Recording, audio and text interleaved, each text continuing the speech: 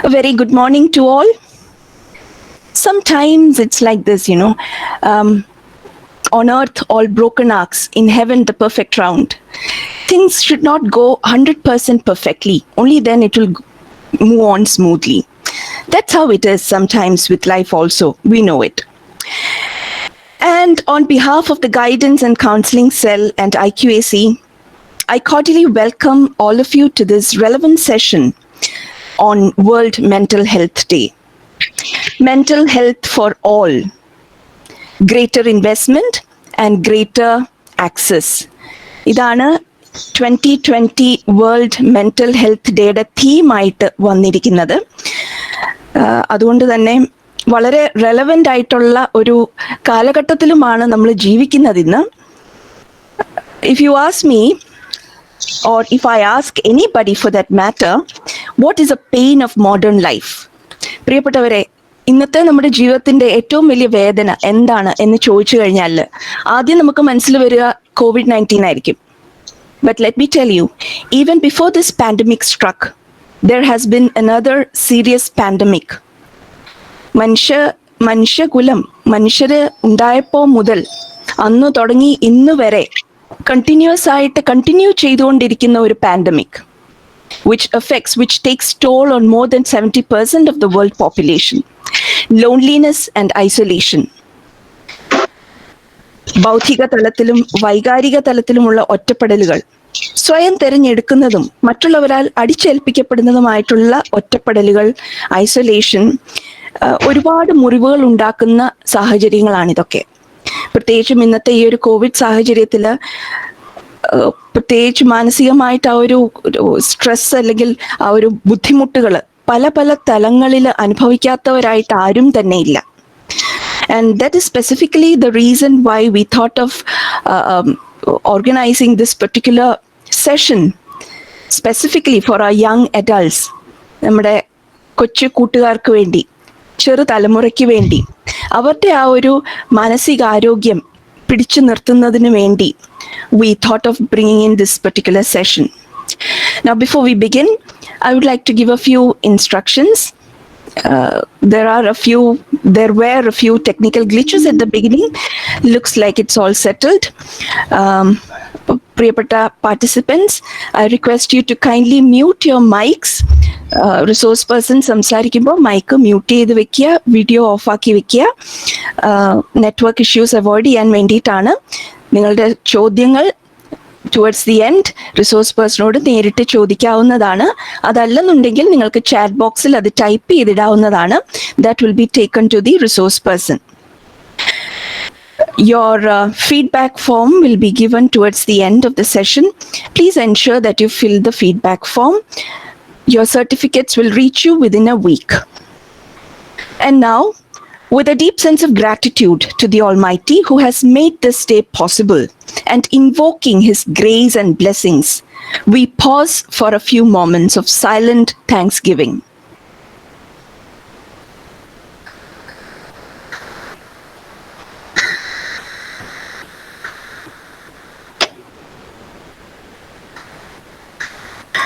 And now, without further delay, I invite Dr. Kumari Nisha S., coordinator of this program, to welcome the gathering. Nisha? Thank you, Miss. Good morning, all. Respected Principal Dr. Rita Ladda Dikoto, today's chief guest, Miss Genga Kailas, IKC coordinator of our college, Dr. Anju Liara, respected teachers and my dear students. സംസ്ഥാനത്ത് Covid മഹാമാരി പടർന്നു പിടിക്കുമ്പോൾ മറ്റെല്ലാ മേഖലകൾ എന്ന പോലെ വിദ്യാഭ്യാസ മേഖലയും വളരെയധികം പ്രതിസന്ധികൾ നേരിടുന്നു. തോളിൽ തട്ടിയും കൈചേർത്ത് പിടിച്ചും ക്യാമ്പസിൽ നടന്നിരുന്ന ആ കോളേജ് കാലം വിദ്യാർത്ഥികൾക്ക് നഷ്ടമായി. നമ്മുടെ വിദ്യാർത്ഥികൾ വളരെയധികം മാനസിക സംഘർഷം അനുഭവിക്കുന്ന ഈ സാഹചര്യത്തിലാണ് ആലപ്പുഴ സെന്റ് ജോസഫ് കോളേജിലെ ഗൈഡൻസ് ആൻഡ് കൗൺസിലിംഗ് സെല്ലും IKCയും ചേർന്ന് ഇങ്ങനൊരു പ്രോഗ്രാം സംഘടിപ്പിക്കുന്നത്. ഈ പ്രോഗ്രാമിൽ സ്വാഗതം പറയുകയാണ് എന്റെ കർത്തവ്യം. ആദ്യമായി സ്വാഗതം ചെയ്യുന്നത് നമ്മുടെ കോളേജ് പ്രിൻസിപ്പളായ ലതാ മിസ്സിനെയാണ്. സ്റ്റുഡൻസിന്റെ എല്ലാവിധ വളർച്ചയിലും അതീവ താല്പര്യം കാണിക്കുന്ന ഇങ്ങനൊരു പ്രോഗ്രാം സംഘടിപ്പിക്കുന്നതിന് മാർഗനിർദ്ദേശം നൽകിയ ലതാ മിസ്സിനെ കോളേജിലെ ഗൈഡൻസ് ആൻഡ് കൗൺസിലിംഗ് സെല്ലിന്റെ പേരിലും IKC പേരിലും ഞാൻ സ്വാഗതം ചെയ്യുന്നു. Thank U Nisha. ക്ലാസ് കൈകാര്യം ചെയ്യാനായി ഇന്ന് നമ്മുടെ ഒപ്പമുള്ളത് ഗംഗ കൈലാസ് മാഡമാണ്. സ്കൂൾ, കോളേജ്, ഹോസ്പിറ്റൽ എന്നിവിടങ്ങളിൽ സൈക്കോളജിസ്റ്റായി വർക്ക് ചെയ്ത് ഒരുപാട് എക്സ്പീരിയൻസ് ഉള്ള വ്യക്തിയാണ് മാഡം. മാഡത്തെയും സ്നേഹ ബഹുമാനത്തോടെ ഈ പ്രോഗ്രാമിലേക്ക് ഞാൻ സ്വാഗതം ചെയ്യുന്നു. Thank you. ഈ പ്രോഗ്രാമിന് ആശംസകൾ അർപ്പിച്ച് സംസാരിക്കാനായി IKC coordinator, home science department HODയുമായ അഞ്ജു മിസ് നമ്മുടെ കൂടെയുണ്ട്. മിസ്സിനെയും സ്നേഹപൂർവ്വം ഈ പ്രോഗ്രാമിലേക്ക് ഞാൻ സ്വാഗതം ചെയ്യുന്നു. ഈ പ്രോഗ്രാമിന്റെ വിജയം ഇവിടെ കൂടിയിരിക്കുന്ന ഓരോ സ്റ്റുഡൻസിന്റെയും കൈകളിലാണ്. എല്ലാ സ്റ്റുഡൻസിനെയും ഈ പ്രോഗ്രാമിലേക്ക് സ്വാഗതം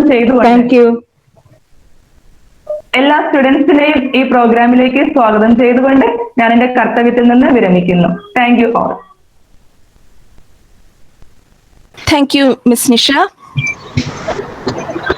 St. Joseph's College in Day, ഇപ്പോഴത്തെ lighthouse, our source of inspiration and strength is none other than our dear principal, Dr. Rita Lata Dikuto. ഞങ്ങളുടെ ഏറ്റവും പ്രിയപ്പെട്ട miss, I cordially invite you for the presidential note. Thank you, Anjali. Our esteemed resource person of the day, Ganga Kailas ma'am, the coordinator of today's program, Kumari Nisha, IQAC coordinator, Dr. Anju, co-joint coordinator Anjali, all the other students and faculty members who are attending this program. A very warm good morning to all of you. First of all, let me congratulate the guidance counseling cell and the IQAC of our college for this wonderful, proactive and timely initiative, which is taking place today. So as Anjali said, the COVID pandemic definitely has brought mental health issues into focus. But all of us know that mental health is not an issue or concern which has developed only during these pandemic days. Though earlier, the focus used to always be on mental disease.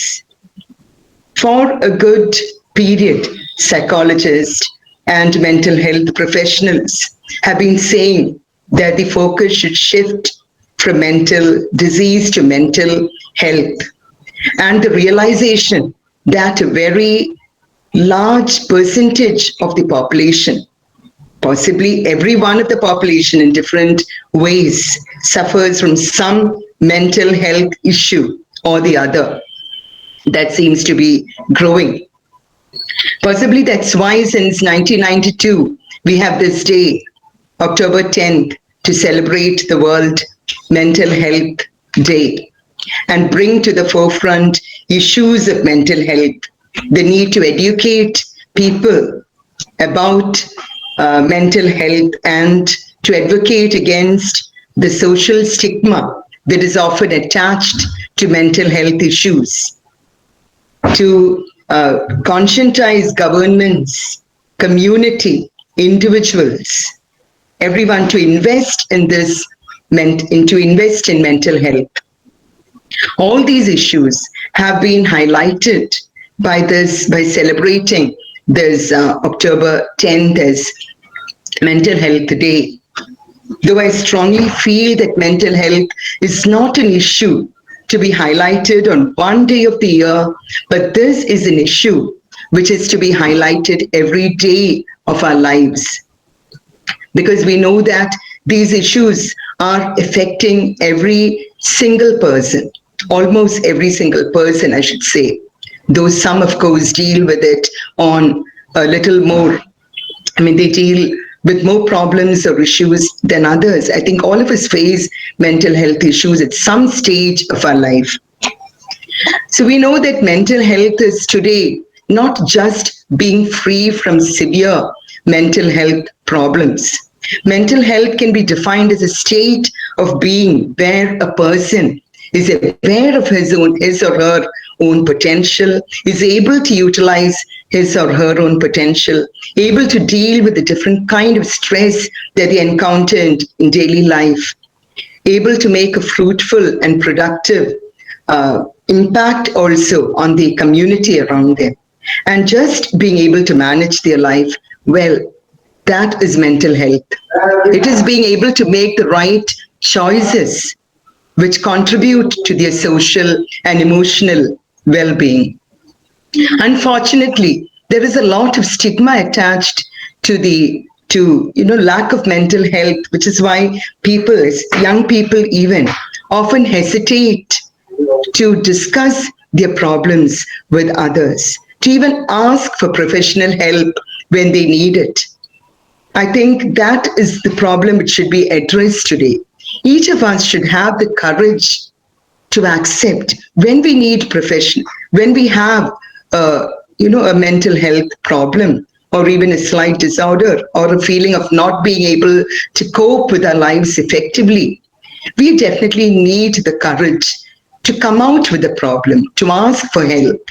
And we also need the support systems around us, family, college, community, schools, society, governments, all should be ready to wake up to this need for investing more in the mental health of people and the community.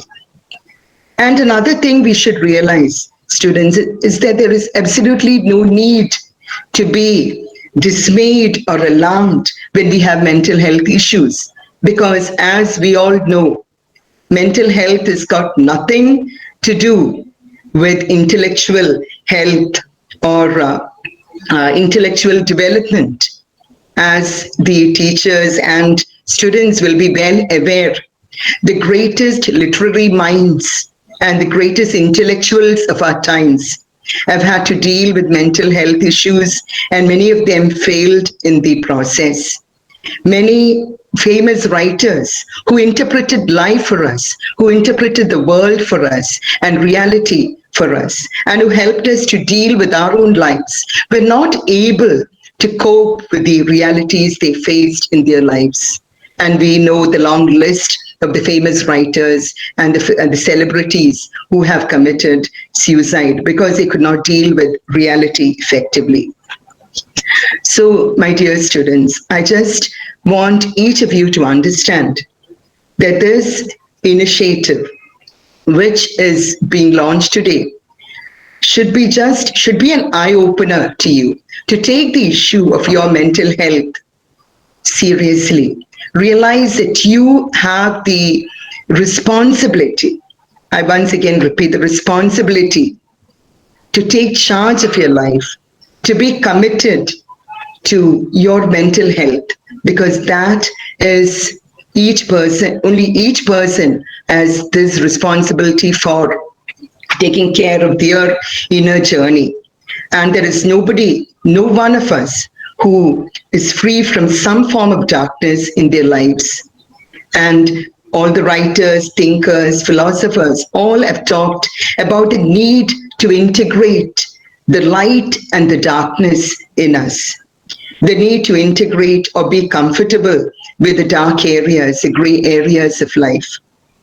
Rilke has said that if my demons were to flee from me or were to leave me, I'm sure my angels would take flight as well.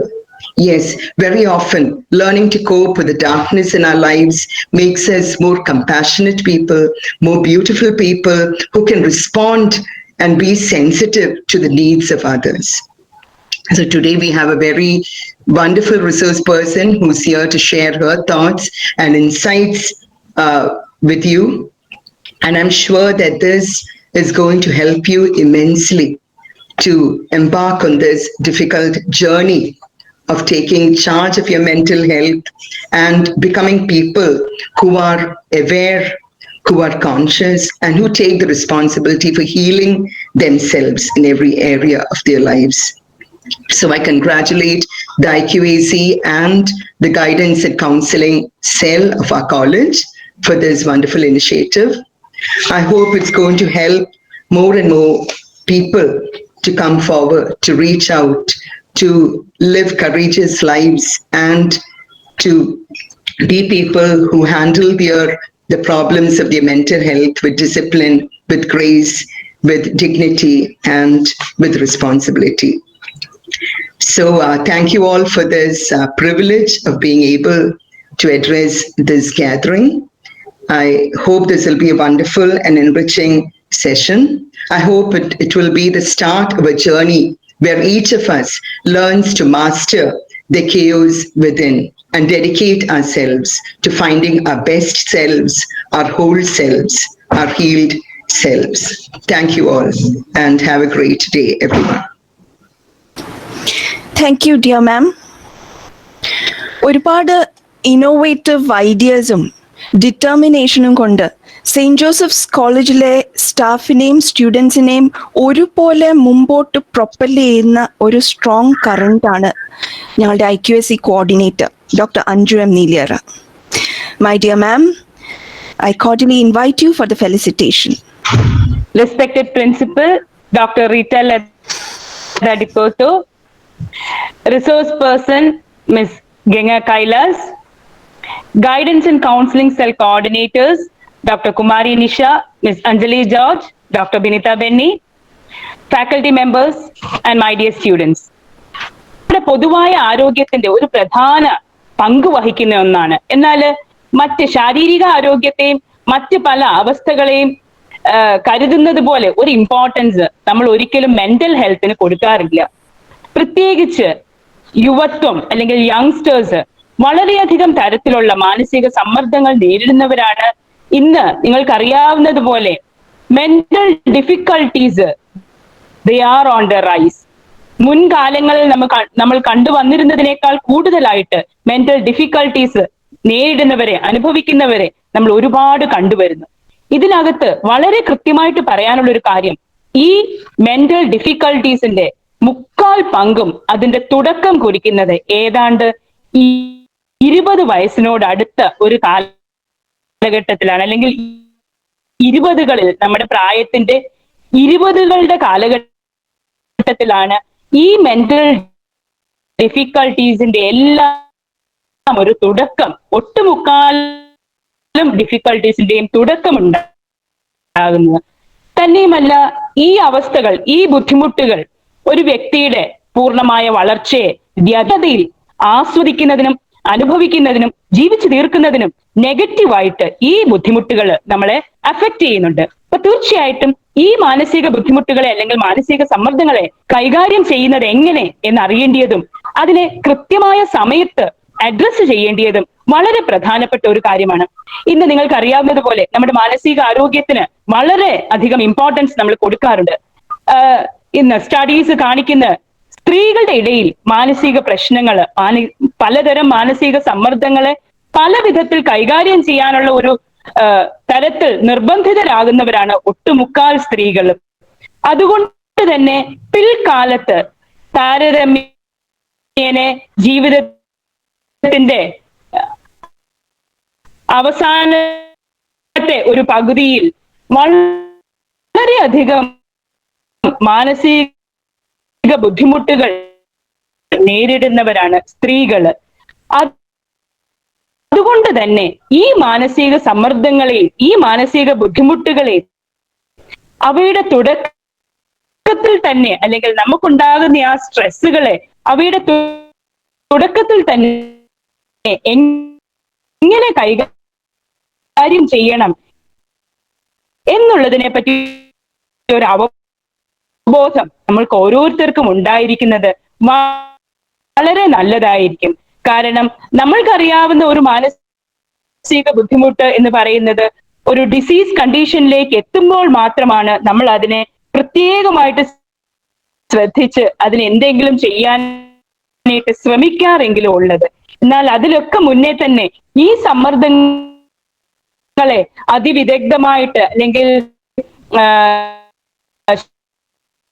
ശരിയായി തീർച്ചയായും നമുക്ക് സാധിക്കും. എന്തുകൊണ്ടും അതിന് ഇന്ന് ഈ mental health ഡേയിൽ നമ്മുടെ ഗൈഡൻസ് ആൻഡ് കൗൺസിലിംഗ് സെൽ IQACയോടൊപ്പം ഈ ഒരു സ്പെഷ്യൽ സെഷൻ നമ്മുടെ കുട്ടികൾക്ക് വേണ്ടിയിട്ട് ഓർഗനൈസ് ചെയ്തിരിക്കുകയാണ്. അതിൽ ഞാൻ ഗൈഡൻസ് ആൻഡ് കൗൺസിലിംഗ് സെല്ലിനെ പ്രത്യേകം അപ്രീഷിയേറ്റ് ചെയ്യുന്നു. അതോടൊപ്പം ഇന്ന് ഈ സെഷൻസ് കൈകാര്യം ചെയ്യാനായിട്ട് നമ്മോടൊപ്പം തന്റെ വ്യൂസും അവരുടെ ആശയങ്ങളും അഭിപ്രായങ്ങളും ശ്രദ്ധാപൂർവം കേൾക്കുകയും wishing you all a very fruitful session. Thank you. Thank you, Anju Miss. ഇനി നമ്മൾ കാത്തിരിക്കുന്ന മെയിൻ സെഷനിലേക്ക് കടക്കുകയാണ്. But before that, it is my duty to introduce the resource person for the day, Miss Ganga Kailas. ഞാൻ ശ്രീമതി ഗംഗ കൈലാസിനെ ആദ്യമായിട്ട് meet ചെയ്യുന്നത്, ആദ്യമായിട്ട് കാണുന്നത് എൻ്റെ പേഴ്സണൽ ജീവിതത്തിൽ ഒരു ഏറ്റവും വലിയ ഒരു ക്രൈസിസ് സിറ്റുവേഷൻ ഉണ്ടായപ്പോൾ I was directed to her for counselling. അപ്പം ആദ്യം കണ്ടപ്പോൾ ഞാനോട് ഇതൊരു കൊച്ചു പെങ്കൊച്ചാണല്ലോ, നമ്മളിത് മൂന്ന് പിള്ളേരുമായി ഇത്രയും പ്രായമുള്ളവരെ ഈ കൊച്ചു പെങ്കൊച്ച് എന്തോ പറഞ്ഞു മനസ്സിലാക്കി തരാനാ. അങ്ങനെ ഒരു മുൻവിധിയോടെയാണ് I went to her. But after the first 3-4 sessions, I could see the sincerity, the earnestness, the genuineness in this person. എനിക്ക് മനസ്സിലായി സമൂഹത്തിന് മാത്രം ഒരുപാട് പേർക്ക് ഒരു അനുഗ്രഹമായി തീരാൻ പോകുന്ന ഒരു വ്യക്തിയുടെ മുൻപിലാണ് ഞാൻ ഇരിക്കുന്നതെന്ന് എനിക്ക് അന്ന് തിരിച്ചറിയാൻ സാധിച്ചു. And that is precisely the reason why I decided to contact her to give us this session. So let me introduce you formally. She is an experienced psychologist in child and family counseling, learning enhancement, and school psychology. She is currently doing her research in psychology at Government College for Women, Tirunelveli. She completed her MPhil in the area of learning disabilities and did her post-graduation in applied psychology from Kariyvattam campus, the University of Kerala. She has worked as a psychologist in ICONS Tirunelveli, District Hobyo Hospital, Alappuzha, as school psychologist in STV, Bishop Moore College, Mavelikara, and various other institutions. She also worked as consultant psychologist in special schools of Helping Hands Organization, Tirunelveli. She has conducted various training sessions and awareness programs for students, parents, and teachers. She is a trained psychologist in cognitive behavior therapy. She has written several articles related to psychology in various health magazines and periodicals. And of course, not to leave out, she was one of the psychologists in the list of counselors under the family court in Alappuzha.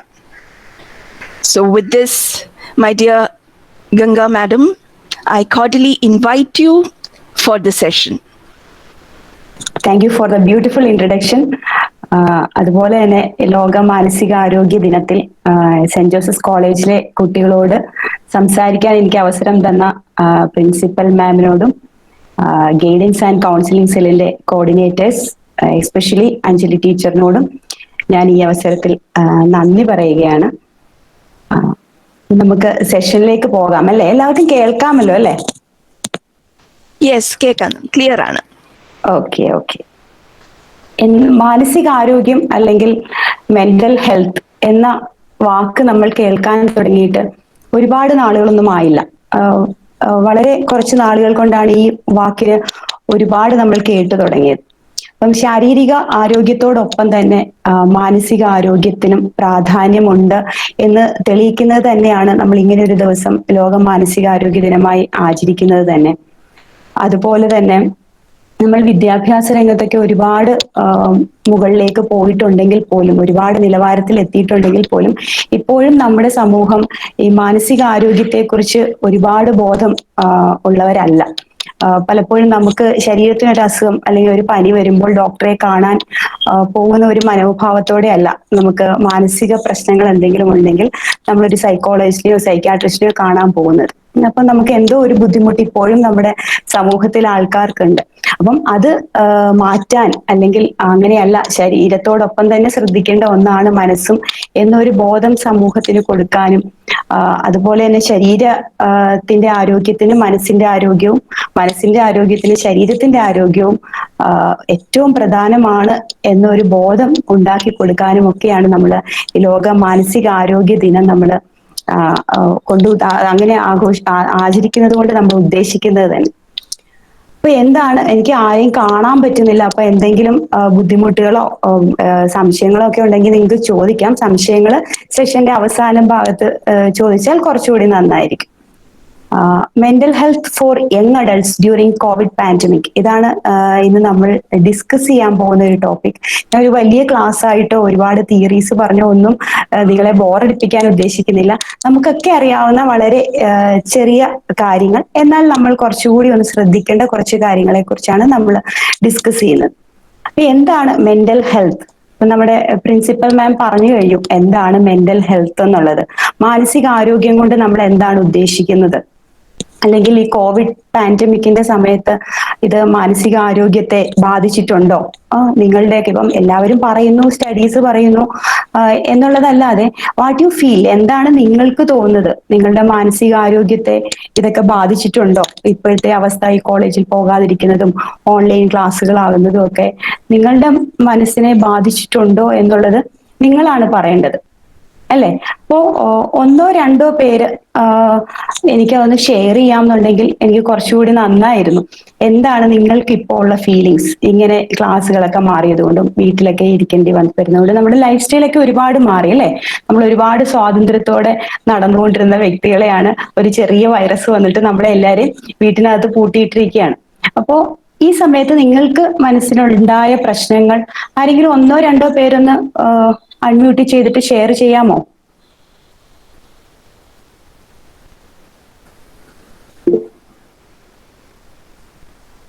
ആരെങ്കിലും ഒന്നോ രണ്ടോ പേര് ഒന്ന് share ചെയ്താൽ വളരെ നല്ലതാണ്.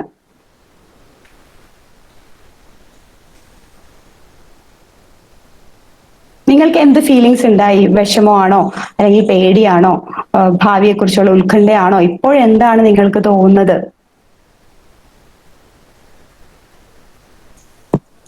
ആരെങ്കിലും?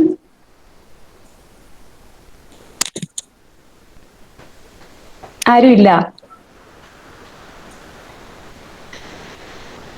ഗംഗ മാം, ആ, ഇപ്പൊ കുട്ടികൾ ഇപ്പം ഈ കുട്ടികളോട് ഇടപെടുന്ന ടീച്ചർ എന്നുള്ള നിലയ്ക്ക് അവരുടെ ഭാഗത്ത് നിന്ന് ചിന്തിച്ചപ്പോൾ എനിക്ക് പേഴ്സണലി ഒരുപാട് ഫീൽ ചെയ്തിട്ടുള്ള ഒന്ന് രണ്ട് കാര്യങ്ങൾ എന്ന് പറഞ്ഞാൽ, ഒന്നാമത് ആ ഒരു പേഴ്സണൽ സ്പേസ് ഒരുപാട് അങ്ങ് കൂടി.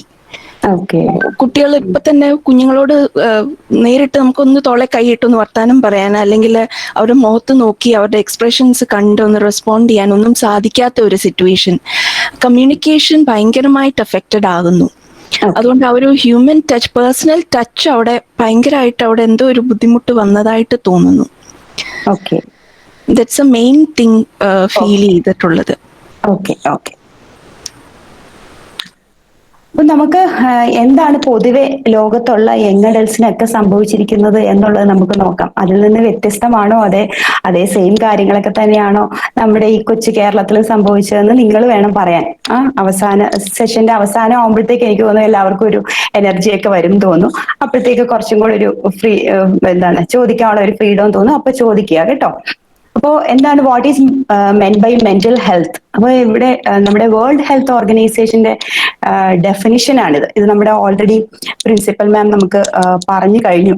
It's A state of wellbeing in which the individual realises his or her own abilities, can cope with the normal stresses of life, can work productively and fruitfully, and is able to make a contribution to his or her community. അപ്പൊ അതായത് എന്തായാലും it's A state of wellbeing, അല്ലെ? എങ്ങനെയായിരിക്കണം ആ wellbeing, എങ്ങനെ ആയിരിക്കണം എന്നുള്ളതാണ് അതിനകത്ത് പ്രധാനമായിട്ടും പറയുന്നത്. ഒരു വ്യക്തി അയാളുടെ കഴിവുകൾ മനസ്സിലാക്കി പ്രൊഡക്റ്റീവായിട്ടും ഫ്രൂട്ട്ഫുൾ ആയിട്ടും വർക്ക് ചെയ്യാൻ അയാൾക്ക് കഴിയണം. അതുപോലെ തന്നെ അതിനോടൊപ്പം ജീവിതത്തിൽ വരുന്ന സ്ട്രെസ്സസ് എന്താണെന്ന് മനസ്സിലാക്കി അതിനോട് പൊരുത്തപ്പെടാൻ കഴിയണം. അതുപോലെ സമൂഹത്തിനും കമ്മ്യൂണിറ്റിക്കും വേണ്ടിയിട്ട് കോൺട്രിബ്യൂഷൻസ് ചെയ്യാൻ കഴിയണം. ഈ 4 ഏരിയാസ് ആണ് മെയിൻ ആയിട്ട് ഒരു മെന്റൽ ഹെൽത്തിൽ നമ്മുടെ WHO ഉൾപ്പെടുത്തിയിരിക്കുന്നത്. സോ വളരെ സിമ്പിൾ ആയിട്ട് നമുക്ക് നോക്കാം എന്തൊക്കെയാണ് അതിൽ ഇൻക്ലൂഡഡ് ആയിട്ടുള്ളത് എന്നുള്ളത്. സോ പ്രൊഡക്റ്റീവ് ഡെയിലി ആക്ടിവിറ്റീസ്, നമുക്ക് ഈ ഒരു സിറ്റുവേഷനെ ബേസ് ചെയ്ത് നമ്മൾ നോക്കുക, ഈ പാൻഡമിക്കിന്റെ ഈ ഒരു സാഹചര്യത്തിൽ എങ്ങനെയൊക്കെയാണ് ഈ 4 ഏരിയാസ് അഫക്റ്റഡ് ആയിട്ടുള്ളത്. നമുക്ക് എല്ലാവർക്കും അറിയാവുന്ന കാര്യം അല്ലെ, പ്രൊഡക്റ്റീവ് ഡെയിലി ആക്ടിവിറ്റീസ്. തീർച്ചയായിട്ടും നമ്മളുടെ എല്ലാം ഡെയിലി ആക്ടിവിറ്റീസ് ഈ ഒരു ലോക്ക്ഡൌൺ അല്ലെങ്കിൽ ഈ ഒരു പാൻഡമിക് സമയത്ത് അഫക്റ്റഡ് ആയിട്ടുണ്ട്. നമ്മളുടെ ഡെയിലി ഷെഡ്യൂൾ എല്ലാം മാറി. മറ്റേതെന്താ, രാവിലെ കോളേജ് ഉള്ളപ്പോൾ നമുക്ക് രാവിലെ കുളിച്ച് എന്താണ് ഭക്ഷണം കഴിച്ച് കോളേജിൽ പോകുന്നു, അവിടെ നിന്ന് പഠിക്കുന്നു, തിരിച്ചു വരുന്നു. നമുക്ക് പിറ്റേന്നത്തേക്ക് വരെ ചെയ്യാനുള്ള കാര്യങ്ങൾ നമ്മൾ പ്ലാൻ ചെയ്താണ് നമ്മൾ മുന്നോട്ട് പോകുന്നത്. പക്ഷെ ഇന്നത്തെ സാഹചര്യത്തിൽ നമ്മൾ ഓരോ ദിവസവും രാത്രിയിൽ നമ്മളൊന്ന് ആലോചിച്ച് നോക്കിക്കഴിഞ്ഞാൽ എത്രമാത്രം പ്രൊഡക്റ്റീവ് ആയിരുന്നു എന്ന് ആലോചിച്ച് നോക്കിക്കഴിഞ്ഞാൽ ഭൂരിഭാഗം ആൾക്കാരും റിപ്പോർട്ട് ചെയ്യുന്നത് അവർക്ക് അത് പ്രൊഡക്റ്റീവ് ആയിട്ടുള്ള ആക്ടിവിറ്റീസ് കുറഞ്ഞു വരുന്നു എന്നുള്ളതാണ്. പലരുടെയും ആ ഒരു ഷെഡ്യൂള് മാറിപ്പോകുന്നു. അപ്പൊ തീർച്ചയായിട്ടും മെന്റൽ ഹെൽത്തിനെ അഫക്റ്റ് ചെയ്യുന്ന പ്രൊഡക്റ്റീവ് ഡെയിലി ആക്ടിവിറ്റീസിനെ നമ്മളുടെ പാൻഡമിക് എന്നുള്ള ഈ ഒരു പാൻഡമിക് കൊറോണ വൈറസ് അഫക്റ്റ് ചെയ്തിരിക്കുകയാണ്. Next one, fulfilling relationship with others. Third one, ability to adapt to change. And the last one is ability to cope with stress. അടുത്ത 3 ഏരിയാസിനെയും തീർച്ചയായിട്ടും ഈ pandemic എങ്ങനെയാണ് affect ചെയ്തത് എന്നുള്ളത് നമുക്ക് ഓരോന്നും നമുക്ക് ഡീറ്റെയിൽഡ് ആയിട്ട് നോക്കാം. അപ്പോൾ പ്രൊഡക്റ്റീവ് ഡെയിലി ആക്ടിവിറ്റീസ് ഞാൻ പറഞ്ഞു, അൺസ്ട്രക്ചേർഡ് ആയിട്ടുള്ള ഒരു ഡെയിലി ലൈഫാണ് ഭൂരിഭാഗം ആൾക്കാർക്കും ഇപ്പോൾ ഉള്ളത് അല്ലെ. നിങ്ങളെ സംബന്ധിച്ച് തന്നെ നോക്കൂ, ഇപ്പം നമുക്ക് ഇഷ്ടമുള്ളപ്പോൾ ഉറങ്ങാം, ഇഷ്ടമുള്ളപ്പോൾ ഉണരാം, ക്ലാസ്സിൽ കയറാൻ കൃത്യസമയമില്ല, നമ്മളോട് ആരോടും ചോദിക്കുന്നില്ല, നമ്മളുടെ റുട്ടീൻ കാര്യങ്ങളെല്ലാം നമ്മുടെ സമയത്തിൽ ഒരുപാട് വ്യത്യാസം വന്നിട്ടുണ്ട് അല്ലെ. നമ്മൾ ഒരുപാട് താമസിച്ച് ഉറങ്ങുന്നവരും ഉണ്ട്, താമസിച്ച് എഴുന്നേൽക്കുന്നവരുണ്ട്. അപ്പൊ ഇതിന്റെയൊക്കെ ഫലമായിട്ട് എന്താണ്, ഒരു ലേസിനെസ് നമ്മൾ എല്ലാവരിലും പല തോതിൽ ലേസിനെസ് വന്നിരിക്കുകയാണ്. അപ്പൊ തീർച്ചയായിട്ടും അത് നമ്മളുടെ പ്രൊഡക്റ്റീവ് ആയിട്ടുള്ള ആക്ടിവിറ്റീസിനെ അത് അഫക്റ്റ് ചെയ്യാൻ തുടങ്ങി. ഇതിന്റെ ഭാഗമായിട്ട് നമ്മളിലൊക്കെ കൂടിയ ഒരു സംഭവമാണ് ഇലക്ട്രോണിക് മീഡിയാസ്. നമ്മൾ സോഷ്യൽ മീഡിയാസിലൊക്കെ ഒരുപാട് ഉപയോഗിക്കാനായിട്ട് ഈ കാലഘട്ടത്തിൽ ആൾക്കാർ തുടങ്ങി. അപ്പം ഒരു തരത്തിൽ നോക്കിക്കഴിഞ്ഞാൽ ഇപ്പൊ ഈ ഇലക്ട്രോണിക് മീഡിയ അല്ലെങ്കിൽ മൊബൈൽ ഫോൺ, ഫേസ്ബുക്ക്, ഇതൊക്കെ ഇതുകൂടി ഇല്ലായിരുന്നെങ്കിൽ നമ്മളൊക്കെ ശരിക്കും പെട്ടുപോയേനെ അല്ലെ. അതുകൊണ്ടാണ് കുറച്ച് ആൾക്കാരെങ്കിലും അകത്തിരുന്നത് എന്ന് നമുക്ക് തോന്നിപ്പോകും. അങ്ങനെ ഒരു അതിന്റെ ഒരു പോസിറ്റീവ് സൈഡ്. പക്ഷെ ഇത് മുന്നോട്ട് ചെല്ലുന്തോറും നമ്മൾ ഇതിലേക്കൊരു അഡിക്ഷൻ ഉണ്ടാവുകയും ആ ഇലക്ട്രോണിക് മീഡിയാസ്, പ്രത്യേകിച്ച് കുട്ടികൾ അല്ലെങ്കിൽ യങ് അഡൾട്ട്സ് ഇത് അമിതമായിട്ട് ഉപയോഗിക്കാൻ തുടങ്ങുന്ന ഒരു ശീലത്തിലേക്ക് വന്നു. അപ്പൊ തീർച്ചയായിട്ടും അവരുടെ പ്രൊഡക്റ്റീവ് ആയിട്ടുള്ള ആക്ടിവിറ്റീസ് വളരെ കുറയാൻ തുടങ്ങി. അപ്പം ഇത് നമ്മൾ ലോകമെമ്പാടും നടന്നുകൊണ്ടിരിക്കുന്ന പഠനങ്ങൾ പറയുന്ന കാര്യമാണ്. നമ്മുടെ കേരളത്തെ സംബന്ധിച്ച് ഇത് എത്രത്തോളം ശരിയാണെന്നോ ഒന്നും നമുക്ക് കൂടുതൽ പഠനങ്ങളൊന്നും നടന്നിട്ടില്ല. നമ്മളുടെ യങ് അഡൾട്ട്സ് ഇതൊക്കെ ഉപയോഗിക്കുന്നുണ്ടോ, കൂടിയിട്ടുണ്ടോ, അതൊക്കെ നിങ്ങളാണ് പറഞ്ഞു തരേണ്ടത് കേട്ടോ. അടുത്തത്, പാൻഡമിക് അഫക്ട്സ് റിലേഷൻഷിപ്പ്. എങ്ങനെയാണ് നമ്മളുടെ രണ്ടാമത്തെ മെന്റൽ ഹെൽത്തിന്റെ രണ്ടാമത്തെ ഘടകമാണ്. അപ്പൊ ആ ഒരു റിലേഷൻഷിപ്പ് നമ്മൾ എങ്ങനെ ആണ് നമ്മുടെ അഫക്റ്റഡ് ആയിട്ടുള്ളത്. തീർച്ചയായിട്ടും നമ്മളുടെ സോഷ്യൽ ലൈഫ് മൊത്തത്തിൽ കൺട്രോളിങ്ങിലായി അല്ലെ. സോഷ്യൽ ലൈഫ് മൊത്തത്തിൽ പോയി നമ്മൾ ഐസൊലേറ്റഡ് ആയി കുറെ നാളത്തേക്ക്. ലോക്ക്ഡൌൺ ടൈമിലൊക്കെ നമുക്ക് പുറത്തിറങ്ങാൻ പോലും പറ്റാതെ നമ്മൾ ഐസൊലേറ്റഡ് ആയിട്ടിരിക്കുകയായിരുന്നു. അതുപോലെ തന്നെ വിർച്വൽ കമ്മ്യൂണിക്കേഷൻ മാത്രമായിട്ട് നമ്മളുടെ സോഷ്യൽ ലൈഫ് മാറി. അത്യാവശ്യ സാധനങ്ങൾ മാത്രം വാങ്ങാനേ നമുക്ക് പുറത്തിറങ്ങാൻ പറ്റൂ. അപ്പം പെട്ടെന്ന് നമ്മൾ അൺഎക്സ്പെക്റ്റഡ് ആയിട്ട് നമ്മുടെ ലൈഫിൽ വന്ന ഒരു കാര്യമാണ്. അപ്പം മനുഷ്യർ എന്ന് പറയുന്ന ഒരു സോഷ്യൽ ആനിമലാണ്. അപ്പൊ ആ സോഷ്യൽ ആനിമൽ എന്ന് പറയുമ്പോൾ സോഷ്യൽ ഇന്ററാക്ഷൻസ് തീർച്ചയായിട്ടും വേണം. അപ്പൊ അതിൽ നിന്ന് നമുക്ക് മറ്റുള്ളവരോട് ഇന്ററാക്ട് ചെയ്യുമ്പോൾ നമുക്കൊരു എനർജി കിട്ടുന്നുണ്ട്. അപ്പൊ ആ ഒരു എനർജിയാണ് നമുക്ക് ഈ ഒരു ഐസൊലേഷൻ കൊണ്ട് നമുക്ക് കിട്ടാതായിരിക്കുന്നത്. നിങ്ങൾക്ക് തന്നെ അറിയാം, കോളേജിൽ കൂട്ടുകാരുമായിട്ടൊക്കെ തോളിൽ കൈയിട്ടും ഒരുമിച്ചിരുന്ന് ഊണ് കഴിച്ചും അല്ലെങ്കിൽ കളി പറഞ്ഞും യാത്ര ചെയ്തും ഒക്കെ പോകുമ്പോൾ കിട്ടുന്ന ആ ഒരു എനർജിയും സന്തോഷവും നമുക്ക് ഈ ഒരു സമയത്ത് നഷ്ടപ്പെട്ടിരിക്കുകയാണ്. അതുപോലെ റിലേഷൻഷിപ്പിനെ ബാധിച്ച മറ്റൊരു കാര്യമാണ് സ്റ്റിഗ്മ എന്ന് പറയുന്നത്. നമുക്കറിയാം തുടക്കത്തിൽ കേരളത്തിൽ ഫെബ്രുവരി മാർച്ച് സമയത്തൊക്കെയാണ് മാർച്ചിലാണ് നമ്മളുടെ ഫസ്റ്റ് കേസ് റിപ്പോർട്ട് ചെയ്ത് ഇവിടെ സ്കൂളുകളൊക്കെ അടയ്ക്കുന്ന ഒരു സമയം. ഫെബ്രുവരിയിൽ ഫസ്റ്റ് കേസ് റിപ്പോർട്ട് ചെയ്തെങ്കിലും അത് സമൂഹത്തെ ബാധിക്കുന്ന ഒരു പ്രശ്നമായി വരുന്നത് മാർച്ചിലാണ്. ആ സമയത്ത് ഈ കോവിഡ് വന്ന ആൾക്കാരോട് നമ്മളുടെ സമൂഹം പെരുമാറിയത് എങ്ങനെയാണെന്ന് നമ്മൾ എല്ലാവരും അറിഞ്ഞതാണ്. പത്രത്തിൽ കൂടിയും സോഷ്യൽ മീഡിയ കൂടിയൊക്കെ നമ്മൾ അറിഞ്ഞു. അവരെ തീർച്ചയായിട്ടും അവരെ മോശമായി ചിത്രീകരിച്ചുകൊണ്ടും വഴക്ക് പറഞ്ഞുകൊണ്ടും അവരെ ഒറ്റപ്പെടുത്തിക്കൊണ്ടും ഒക്കെ നമ്മൾ സൊസൈറ്റി അങ്ങനെയാണ് അവരോട് പ്രതികരിക്കാൻ തുടങ്ങിയത്. അതുപോലെ തന്നെ ഇപ്പോഴാണെങ്കിൽ പോലും കോവിഡ് പോസിറ്റീവ് ആയ ഒരാളോട് അത്ര പോസിറ്റീവായിട്ടുള്ള ഒരു സമീപനമല്ല പലപ്പോഴും സൊസൈറ്റിയിലുള്ളവർ കാണിക്കുന്നത്. നമുക്കറിയാം ഗൾഫിൽ നിന്ന് ആൾക്കാരെ കൊണ്ടുവരാൻ വന്നപ്പോൾ ഒരു പ്രശ്നം ഉണ്ടായിരുന്നു. അതുപോലെ തൊട്ടടുത്ത വീട്ടിൽ കോവിഡ് പോസിറ്റീവ് ഉണ്ടെങ്കിൽ അവർ ജനൽ പോലും തുറക്കാൻ സമ്മതിക്കാത്ത നെയ്ബേഴ്സ് വന്നു. അപ്പോൾ ഇങ്ങനെയൊക്കെ നമ്മളുടെ സോഷ്യൽ റിലേഷൻഷിപ്പിനെ ഈ ഒരു സ്റ്റിഗ്മ ഒരുപാട് അഫക്റ്റ് ചെയ്തു. അടുത്തത് ഫാമിലി ഇഷ്യൂസ്. ഈ ഒരു സാഹചര്യത്തിൽ ഫാമിലി ഇഷ്യൂസ് തീർച്ചയായിട്ടും ഉണ്ടായിട്ടുണ്ട്. അതിന്റെ മെയിൻ ഒരു റീസൺ ഫാമിലിയിലാണെങ്കിൽ നമ്മുടെയൊക്കെ പേരൻസ് അവരുടെ കാര്യം ജോലി നഷ്ടപ്പെടാൻ പോകുന്ന ഒരു ടെൻഷൻ, അല്ലെങ്കിൽ ജോലിക്ക് ചില മേഖലകളിൽ ഓവർ സ്ട്രെയിൻ ഉണ്ടായ ആൾക്കാരുണ്ട്. ഇപ്പം ആരോഗ്യ പ്രവർത്തകരൊക്കെ ആണെങ്കിലും അവർക്ക് സാധാരണ ഉള്ളതിനേക്കാൾ ജോലി കൂടുതലായി. ഡോക്ടേഴ്സ്, നഴ്സുമാർ ഇവർക്കൊക്കെ വീട്ടിലേക്ക് വരാൻ പറ്റാത്ത അവസ്ഥ. അപ്പൊ അവരുടെ ഫാമിലി മെമ്പേഴ്സുമായിട്ടുള്ള കമ്മ്യൂണിക്കേഷൻ അവർക്ക് നടക്കുന്നില്ല. അതുപോലെ ആയിട്ടുള്ള ടെൻഷൻസ്, പിന്നെ ഇമോഷണൽ ഡിസ്റ്റർബൻസ് ഉള്ള അല്ലെങ്കിൽ ഇമോഷണൽ പ്രോബ്ലംസ് ഉള്ള പേരൻസ് അവർ കുട്ടികളുമായിട്ട് കൂടുതൽ സമയം ഇരിക്കുമ്പോൾ അവർ തമ്മിലുണ്ടാകുന്ന ഇഷ്യൂസ്. അപ്പൊ ഇങ്ങനെ ഒരുപാട് ഫാമിലി ഇഷ്യൂസും റിപ്പോർട്ട് ചെയ്യപ്പെട്ടിട്ടുണ്ട്. ഇതൊക്കെ നമ്മുടെ ആ ഒരു റിലേഷൻഷിപ്പിനെയും കമ്മ്യൂണിക്കേഷനെയും ഒക്കെ ഒരുപാട് ബാധിച്ച ഘടകങ്ങളാണ്. പേഴ്സണൽ സ്പേസ്, ഇപ്പോ അഞ്ജലി ടീച്ചർ പറഞ്ഞു പേഴ്സണൽ സ്പേസ് ഒരുപാട് കൂടി എന്ന് പറഞ്ഞു. അവരെ ഒറ്റപ്പെട്ടു, നമുക്കൊന്നും അങ്ങോട്ട് കമ്മ്യൂണിക്കേറ്റ് ചെയ്യാൻ പറ്റുന്നില്ല എന്ന് പറഞ്ഞു. അപ്പോ അത് ഈ ഒരു കോണ്ടെക്സ്റ്റിൽ ടീച്ചർ പറഞ്ഞത് വളരെ ശരിയാണ്. കുട്ടികളെ ഒന്നും കാണാൻ പറ്റുന്നില്ല, ടീച്ചേഴ്സിന് അവരുമായിട്ട് നന്നായിട്ട് കമ്മ്യൂണിക്കേറ്റ് ചെയ്യാൻ പറ്റുന്നില്ല. മറ്റേ ക്ലാസ്സിൽ പഠിപ്പിക്കുമ്പോൾ അപ്പൊ തന്നെ, ഇപ്പം എനിക്ക് ക്ലാസ് എടുക്കുമ്പോഴാണെങ്കിൽ പോലും പണ്ടൊക്കെ നമ്മൾ ക്ലാസ് എടുക്കുമ്പോൾ കുട്ടികളുടെ മുഖത്തു നിന്ന് നമുക്ക് ഫീഡ്ബാക്ക് കിട്ടും. ക്ലാസ് ബോറിംഗ് ആണോ, അല്ലെങ്കിൽ മനസ്സിലാവുന്നുണ്ടോ. അപ്പൊ ഇതൊന്നും നമുക്ക് അറിയാൻ പറ്റാതെ മുന്നോട്ട് പോവുകയാണ്. അപ്പൊ ടീച്ചേഴ്സിന് തീർച്ചയായിട്ടും നിങ്ങൾ എത്രമാത്രം പഠിച്ചു, അല്ലെങ്കിൽ നിങ്ങൾ എത്രമാത്രം മുന്നോട്ട് പോകുന്നു, അതുപോലെ നിങ്ങളുടെ ഒരുപാട് കാര്യങ്ങൾ ഷെയർ ചെയ്യാൻ അല്ലെങ്കിൽ അറിഞ്ഞുകൊണ്ടിരുന്ന വ്യക്തികളാണ്. അപ്പോ അങ്ങനെയുള്ള കമ്മ്യൂണിക്കേഷൻസ് ഒന്നും ഇപ്പോ നടക്കുന്നില്ല. പക്ഷെ ഇവിടെ ഈ ഒരു ഇതിൽ പേഴ്സണൽ സ്പേസ് എങ്ങനെയാണ് റിലേഷൻഷിപ്പിനെ അഫക്ട് ചെയ്തത്? ഇപ്പൊ പേഴ്സണൽ സ്പേസ് കൂടി എന്ന് പറഞ്ഞു, അതുപോലെ തന്നെ പേഴ്സണൽ സ്പേസ് കുറഞ്ഞിട്ടുമുണ്ട്. കാരണം നമ്മൾ വീട്ടിൽ തന്നെ ഇരിക്കുകയാണ്, അല്ലെ? അവിടെ എല്ലാവരും ഉണ്ട്, ആരും പുറത്തോട്ട് പോകുന്നില്ല, എല്ലാവരും ഉണ്ട്. അപ്പം പലർക്കും പ്രത്യേകിച്ച് സ്ത്രീകളെ സംബന്ധിച്ചവർക്കൊരു പേഴ്സണൽ സ്പേസ്, മറ്റേ കുട്ടികളൊക്കെ ജോലിക്ക് പോയി അല്ലെങ്കിൽ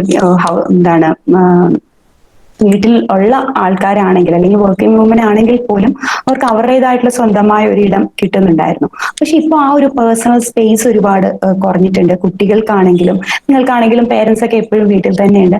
നിങ്ങളുടേതായിട്ടുള്ള ഒരു ഇടം, ആ ഒരു പേഴ്സണൽ സ്പേസ് തീർച്ചയായിട്ടും നമുക്ക് അത്യാവശ്യമുള്ള ഒരു കാര്യമാണ്. എല്ലാ ദിവസവും കുറച്ച് സമയമെങ്കിലും നമ്മളുടെ ഇഷ്ടങ്ങൾക്ക് വേണ്ടിയിട്ട്, അല്ലെങ്കിൽ നമ്മളുടെ മാത്രമായിട്ടൊരിടം, അതാണ് ആ ഒരു പേഴ്സണൽ സ്പേസ് കൊണ്ട് ഉദ്ദേശിക്കുന്നത്. അപ്പൊ ആ പേഴ്സണൽ സ്പേസ് ഒരുപാട് കുറഞ്ഞു എന്നുള്ളതും നമ്മളുടെ റിലേഷൻഷിപ്പിനെ അഫക്റ്റ് ചെയ്യുന്ന ഒരു ഘടകമാണ്.